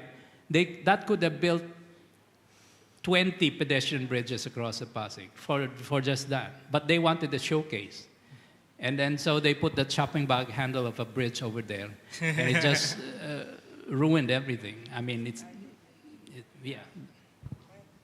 Okay, our next question. Good morning, everyone. Good morning, sir. I am Gabriel Gagno from, I teach urban history at UP Visayas, and I also do urban history research. Thank you for your talk and as well as the reactions. I would just like have a question regarding informal settler families and their role in this, the idea of a Pasig River esplanade. Because according to EO 35, a section of it indicates that the project entails the massive relocation of informal settler families, well, alongside studying the social and economic integration of these ISFs along the river. So, sir, I would like to ask if, in your view, as an architect, there is a potential for on-site slum upgrading proposals or provisions alongside the development of Pasig River Esplanade, because the communities living there right now would most definitely benefit from such a development. So yung massive relocations to far-off areas specifically, seem to partly negate the benefits of such a wonderful project. So I wonder if you have, what are your thoughts on that, sir? Thank you. Yes, Secretary Alcazaren, who's the head co-chair of the IAC with artists of MMDA, is aware of that. And when we stepped in, there were already plans to relocate all of the informal settlers on both ends of the Pasig Paseco for a very medium-rise buildings in fairly high density, and at the end of the Pasig River by the Laguna de Bai for a relocation site. Granted, the ideal situation is on-site. We can't have that because they're illegal. They're squatting on land, but there are a number of government-owned areas that can be sites for public housing, except that these are usually owned by agencies that don't want to allow any other use, or they want to sell it to the highest bidder. The largest area, of course, in the first part of the Pasig River is Malacanang. We could just move the president, and then the largest informal settlers around Malacanang is actually all ex-PSG. So we did a master plan 15 years ago, and when we did the study, it is in fact the esteros around Malacanang are all relatives of the security command. So it's a challenge. We couldn't even get inside because we were told not to go in. As to the rest of the river, Pasig has a site. Makati has a number of sites. They're doing their own initiatives. So there are solutions to housing, public housing, except that again the resources that the individual LGU have are limited. It really should be national government or PPP with first of all access to enough land to build the housing for, if I'm not mistaken, over 150,000 people. So that translates to about 30,000 units, which is about the size of a housing estate in Singapore. So it can be done architecturally, and I'm not a building architect, I'm an urban planner and landscape architect, but the architectural solution is there. It's medium to high rise. When Hong Kong addressed its informal settler question in the 1960s, they built 15-story housing units with no elevators. Singapore did 12, but with elevators that stopped only every 5 floors. I mean, the elevators are the most expensive part. Yes. But they had the political will, and it was much better than where the informals were staying. So we have a lot to learn from the housing solutions of Singapore and Hong Kong because our densities are the same. Yes. So again, it's a matter of taking real-world solutions and applying them to our own problems, but it needs to be a conscious effort to study what's been done before, see what could work, fund it, and then have the political will to build it. Thank you, sir. Thank you for that. Our next question, please, just go ahead. I was struck by your observation that property values rose 5 times near the Iloilo Esplanade. I'm an economist, and one would have thought that there would therefore be a private incentive for them to build such things because they could reap the positive externality, right? Higher property values. Is there scope for that, or it's a general land value capture story, right? But then it struck me, greed can be good, right? Even the Vanderbilts were greedy, but they built the beautiful Grand Central. And in the Philippines too, the old Escolta buildings. But how come, as Ms. Gemma Cruz Araneta said, there seems to have been a general fall in aesthetic sense? Because greedy businessmen back then built beautifully. How come they don't anymore? Wait, yep, that's a multi-layered question. I'm not an urban economist, but the basic logic is there if you want to keep your property values high. then you have to maintain your surroundings. So that's why the Makati Buildings Owners Association, MASEA, and BGCEA, as well as OKAI, and they're all my clients. We did all of the pedestrian and urban improvements so that they keep their values high. It does make sense to do that. And yes, private development, developers and owners can pressure government or contribute to funds or have a PPP for that. It can be done, as seen in Ayala Makati, BGC, and Ortigas, even Araneta. So they invest in the public realm just to keep their public, their estate values high. As to the disappearance of aesthetic sense, that's a problem of education. Everywhere I go in the statues that are being put up in our plazas, they're totally aesthetic free. They look like they were done by grade 3 children because either it's the lowest bidder or we don't produce but we have wonderful sculptors. So it's a problem of education. Going back to the heritage problems of structures, the owners not wanting to do anything, that's a problem of highest and best use. So if you have a 2-story structure, a house in Santa Ana, or a small institution has a 4-story building, but the surrounding areas you already have 50-story buildings, like in Binondo, then that we have to apply the principle of development transfer rights, which we don't have here. That means if you have a structure and it's 2 stories, but everyone else is building 50, then you have the highest use of the 48 other stories. In other cities or countries, they assign a value to that, which is tradable. But it assumes that the entire metropolis or city is under a very strict urban planning regimen. That means if you have a source of your development transfer rights, you have the place where you transfer it, which is usually in the expansion areas like, not that I like reclamation, but the reclamation areas like BGC. Then what the government has to do is set the limit, say in BGC to just 10 stories. But then you will, if you want 20 or 30 stories, you have to buy the 20 or 30 story additional rights from the owners of the people in the heritage core. That makes sense. That has worked, except that people can't wrap their heads around it. Manila is 16 cities and one ridiculous town that makes duck eggs. And they all have different regimes for planning. They can't get one whole, they can't get their act together. And you need Metro Manila is the only metropolitan area in the entire Asia that is not governed as a metropolitan governance. Here we have the 17 kings and queens that don't.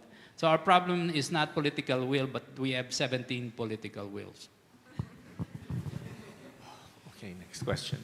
Good morning, sir. Good morning, sir. I'm Nico Lamanyog from UP Diliman. Most of your riverine developments projects are attached to built heritage. And many towns and urban areas, part of their identity is river. So my question is, how can future landscape development, like ones in Ormoc and Mactan, can be anchored to non-physical heritage and social-cultural factors? And additionally, does these developments reinforce each of their own landscape identity? Okay. All rivers and waterways in the Philippines have a story to tell. And they're all tied to the stories of the settlements that got their life from these waterways. So the big source would be the cultural mapping that all LGUs have to make, and which not everyone does, or it's just cut and paste. And it's understanding that everyone has stories and you have to seek them out. So good cultural mapping will yield the resource for finding the points at which you can imbue your interventions with cultural specificity. That means you have to understand who these people are, what happened to them, how the river or creek contributed to their stories, either the families, the individuals, or communally. So it's it's a wonderful line of work if you're interested to do all of this. So building cities is not, it takes a whole village. It takes a whole bunch of people in various disciplines. except that a lot of the disciplines don't talk to each other. The engineers hate the architects. The architects don't know who the landscape architects are. They think we're all gardeners. And then the environmental planners are just producing reports that have to be changed every 9 years. And there's no real impetus to actually do the work. Actually do the work. We don't. All we want to do is tick all the boxes for, it's a favorite phrase of mine, para po sa compliance. So puro compliance, but complying to what? And then there is no goal. Their goal now becomes just compliance of the law and not any real good, any real public good. I mean, if I were younger, I'd run for office, but no.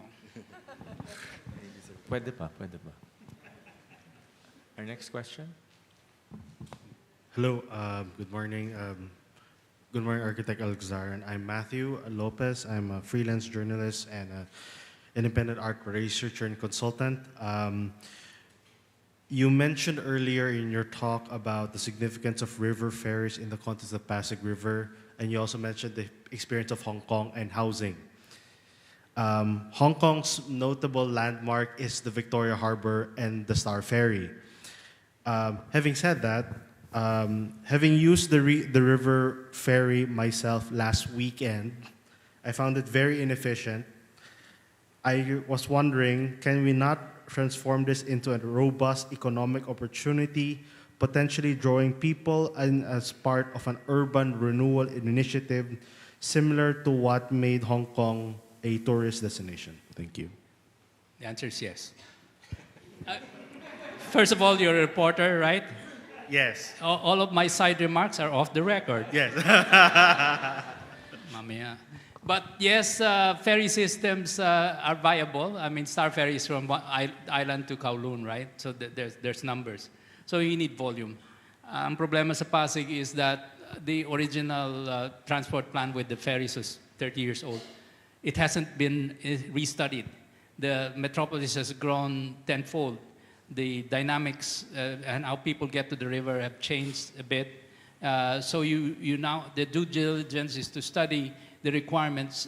So it's land use planning, study the requirements for the transport, and then do an integrated transport system, the intermodal connections. That means from ferry to jeep to MRT to bus. That has not been studied. All of the ferry stations where they are now are in the wrong place. Or they're lacking connectivity, especially weather-protected connectivity. You have to address that. It can be done, but it has to be comprehensive, and it has to be, ideally, it's MMDA, but all they do is collect garbage and manage traffic because they've been neutered since after martial law. So we have a Metropolitan Manila Development Authority that does not control any development.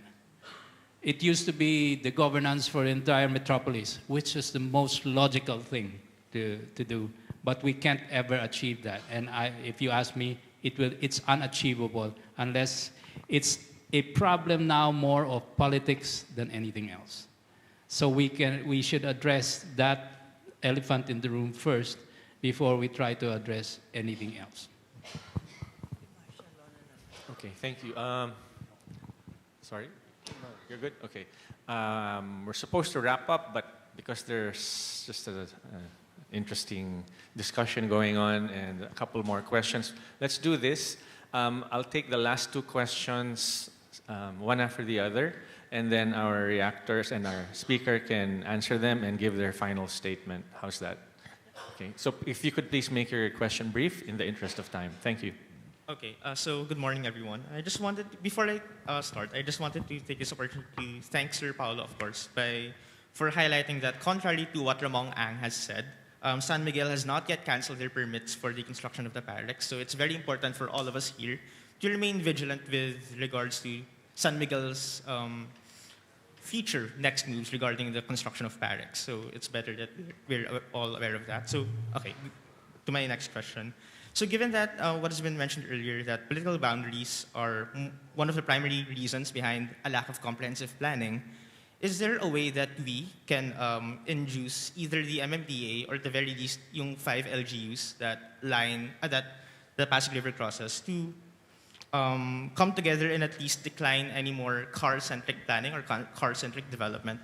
At least, at the very least, it would capitalize on the recent push for more car-free spaces in the city, in Metro Manila, given that there has been efforts already made by Makati and Manila to declare Rojas Boulevard and Ayala as car-free spaces. So, okay, yes, that's me.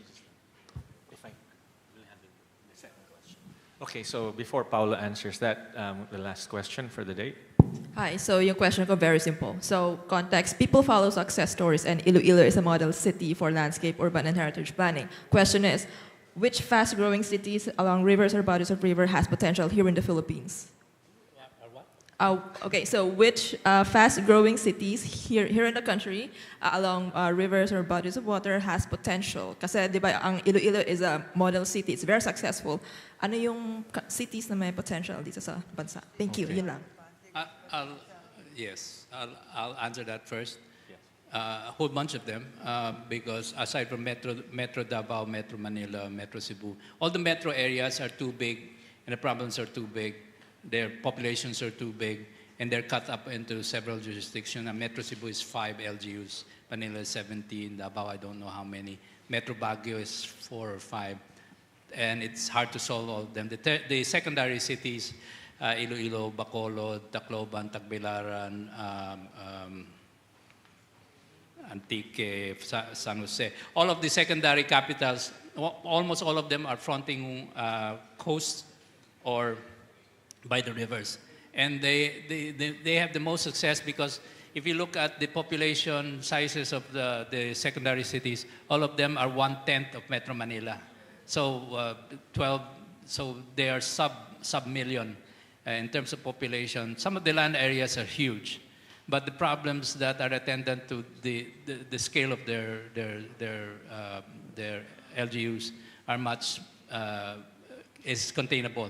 So you can address and have better chances of success in the secondary cities, a lot of them in the Visayas, than in any of the established metro. So Metro Manila, Metro Davao, Metro Baguio, Metro Dagupan, if I'm not mistaken, these are almost impossible to solve unless you have an iron fist and you redraw the boundaries. Now, during martial law, I talked to the planner Einsedel. In the late 70s or early 80s, they had suggested redrawing the 17 into just 5, very similar to what New York has in terms of 5 boroughs. But none of the none of the heads of the LGUs wanted because their political machines would have to be demolished and they would have to grasp again for power.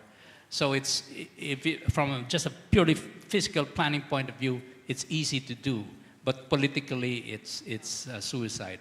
None of them wanted to listen to architect Einsedel. Now your question, now I've forgotten, is about how do we encourage more? Get away from the car-centric, right. Stop buying cars. Which is what Singapore and Hong Kong and London have done, is to heavily tax cars. It's much cheaper and easier to get a car here than in Singapore or Hong Kong or London. And so you have congestion pricing. You have a cocktail of solutions to the problem of car-centrism. But the biggest solution is comprehensive land use planning. And that's where we hit the wall of the 17 LGUs. Because we have thrown the baby with the bathwater in 86 when we neutered MMDA. So there is no comprehensive land use plan for the entire Metro Manila. That's why it will never be solved. The interventions that you have, the small ones for closures is fine. Yes, it will help. But overall, when you open up the streets again, you have people coming from Navotas trying to get to Parañaque, and they're using cars or they're using vehicles because there's not enough rail-based mass transport system. It's not integrated. It's not the whole of metropolis governance thinking.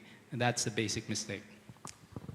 Okay, so many things to internalize. So with that, we will ask our reactors to have their final comments. We'll start with Marvin first.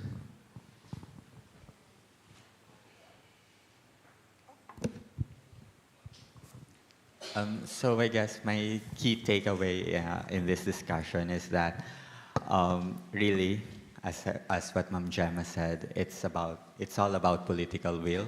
And because the Philippines, we have a lot of potential, we have a lot of talents, and we are very good at copying things. So, and there's a lot of models worldwide wherein it's very unfathomable for me why we cannot copy those good examples here in the Philippines. So it really boils down to the political will. So.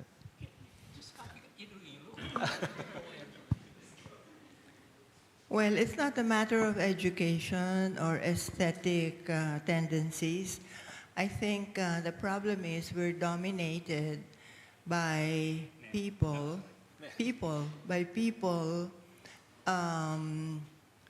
who only have the rate of interest in their minds and no political will. That's good. I just want message. I mean, we've said a lot, we've discussed a lot. I have to do a shout out for museums all over the country. And in all of my travels, and I've been documenting Philippine plazas left and right, up and down, over 220 plazas now. One of the key elements that contribute to the plaza are the institutions around them, municipal, church, but then there's also the museums and the libraries. I found a lot of these places don't have museums, but people want them. I've found libraries, small ones that are neglected, but I've found people actually go to read, young people.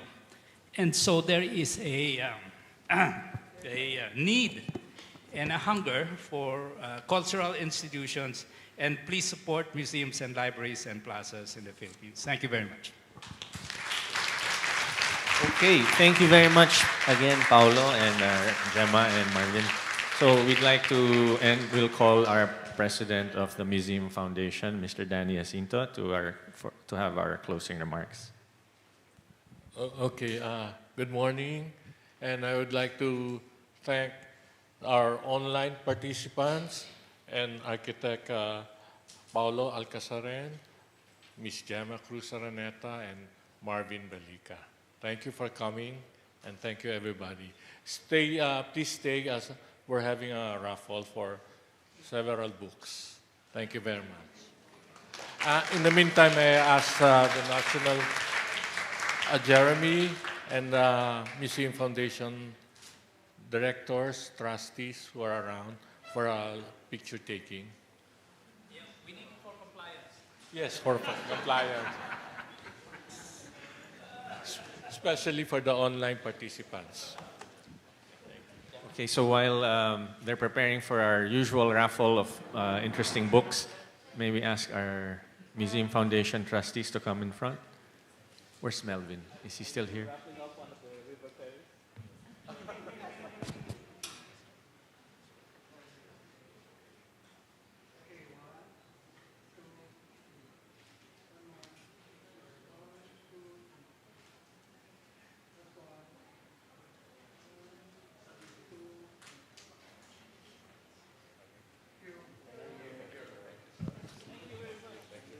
So as is our custom, Tanya, would you like to take over for the raffle portion?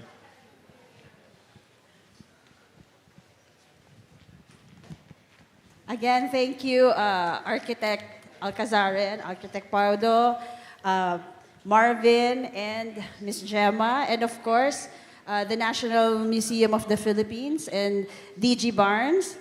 And Miko, thank you for moderating today. You'll see more of Miko next week. Okay, but before we do the raffle, again, thanks everyone, and thank you for your participation and your time and your attention. I would also like to take this opportunity, of course, to thank Limang Siglo for our coverage and live streaming. Yay! They've been doing this since the start of the series, since May 4, and last week, May 11, and today. So, Limang Siglo is digitally preserves our churches by documentation using modern technology. If you are a heritage conservation advocate or have a particular interest, you may join Limang Siglo as a volunteer and digitally preserve our churches for the next 500 years. So visit limangsiglo.org. Okay, so so all participants of today will have this certificate. We'll be sending it online. So please make sure you're registered and that we have your correct email. If you've attended the past 2 talks, I hope you've received already your certificates of the past 2 talks. But before you get that, next week, next week you will also get the certificate from Law and the Setting of Heritage from our speaker, Mark Evidente, from that talk. But before you get that, of course, please give us feedback. This is important to us so that we can continue to improve and hear you. Okay, and with that, shall we do the raffle? Okay, can we have the wheel? There you go. So we're giving away more books now. We have 1, 2, 3, 4, 5, 6, 7 books to give away. And the first one is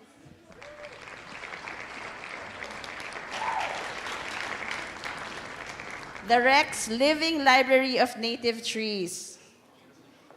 Thank you. And you will have a picture with Attorney Jimmy Buhain for this. Congratulations, Janice.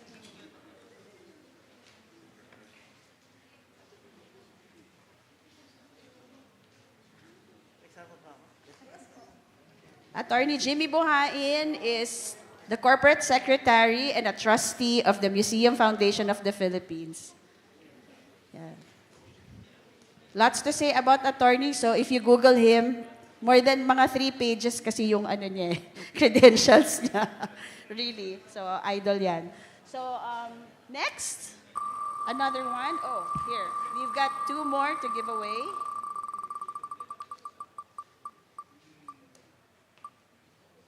Congratulations, Liana Cruz. Yay.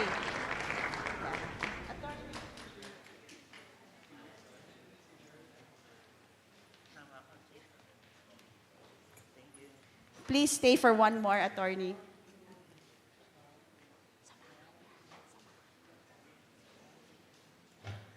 Okay. Please stay, attorney, for one more. You're giving away one more. So, let's go.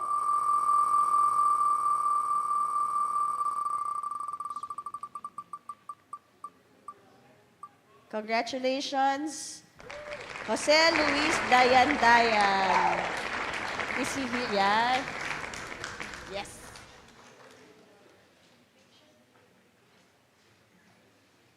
Okay, the next.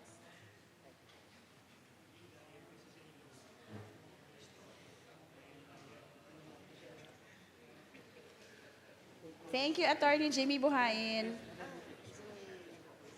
Next is a book by Ms. Gemma Cruz Araneta, 50 Years in Hollywood. Kasali ba ako sa raffle? Yeah. The USA Conquers the Philippines. Congratulations, John Labore. Is he here? Yes.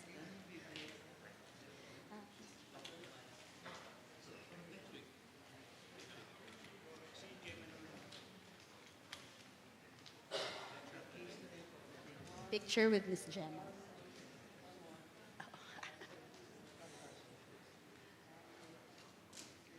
Yan. Color coordinated pa with the photographer also. So, very good. It's your day today. And one more.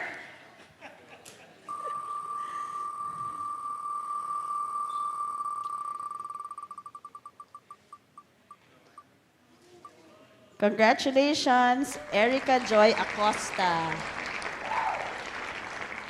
Yay. Wow.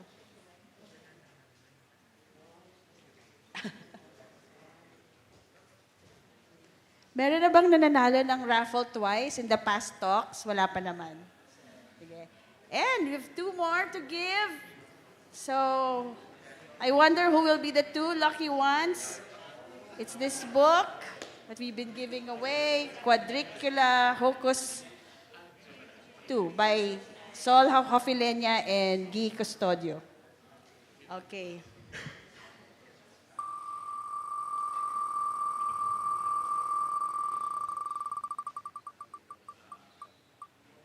Congratulations! Ooh. Fidel Gumayogay. Fidel. Wow, ma'am.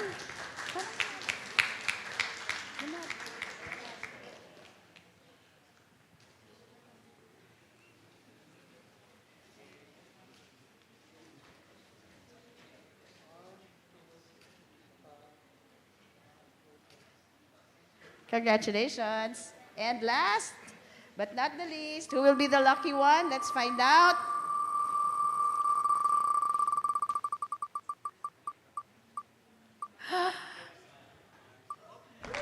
Patrick Conde. Congratulations.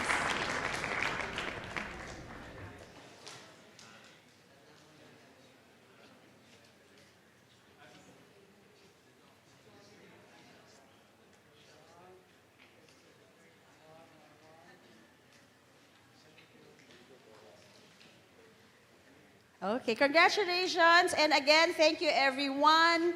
Just remember, today is International Museum Day. And of course, next week, we have our last of the series of our the Museum Foundation National Heritage Conservation Month talk. So we hope to see you, and we hope you bring your friends. Thank you, and have a good morning.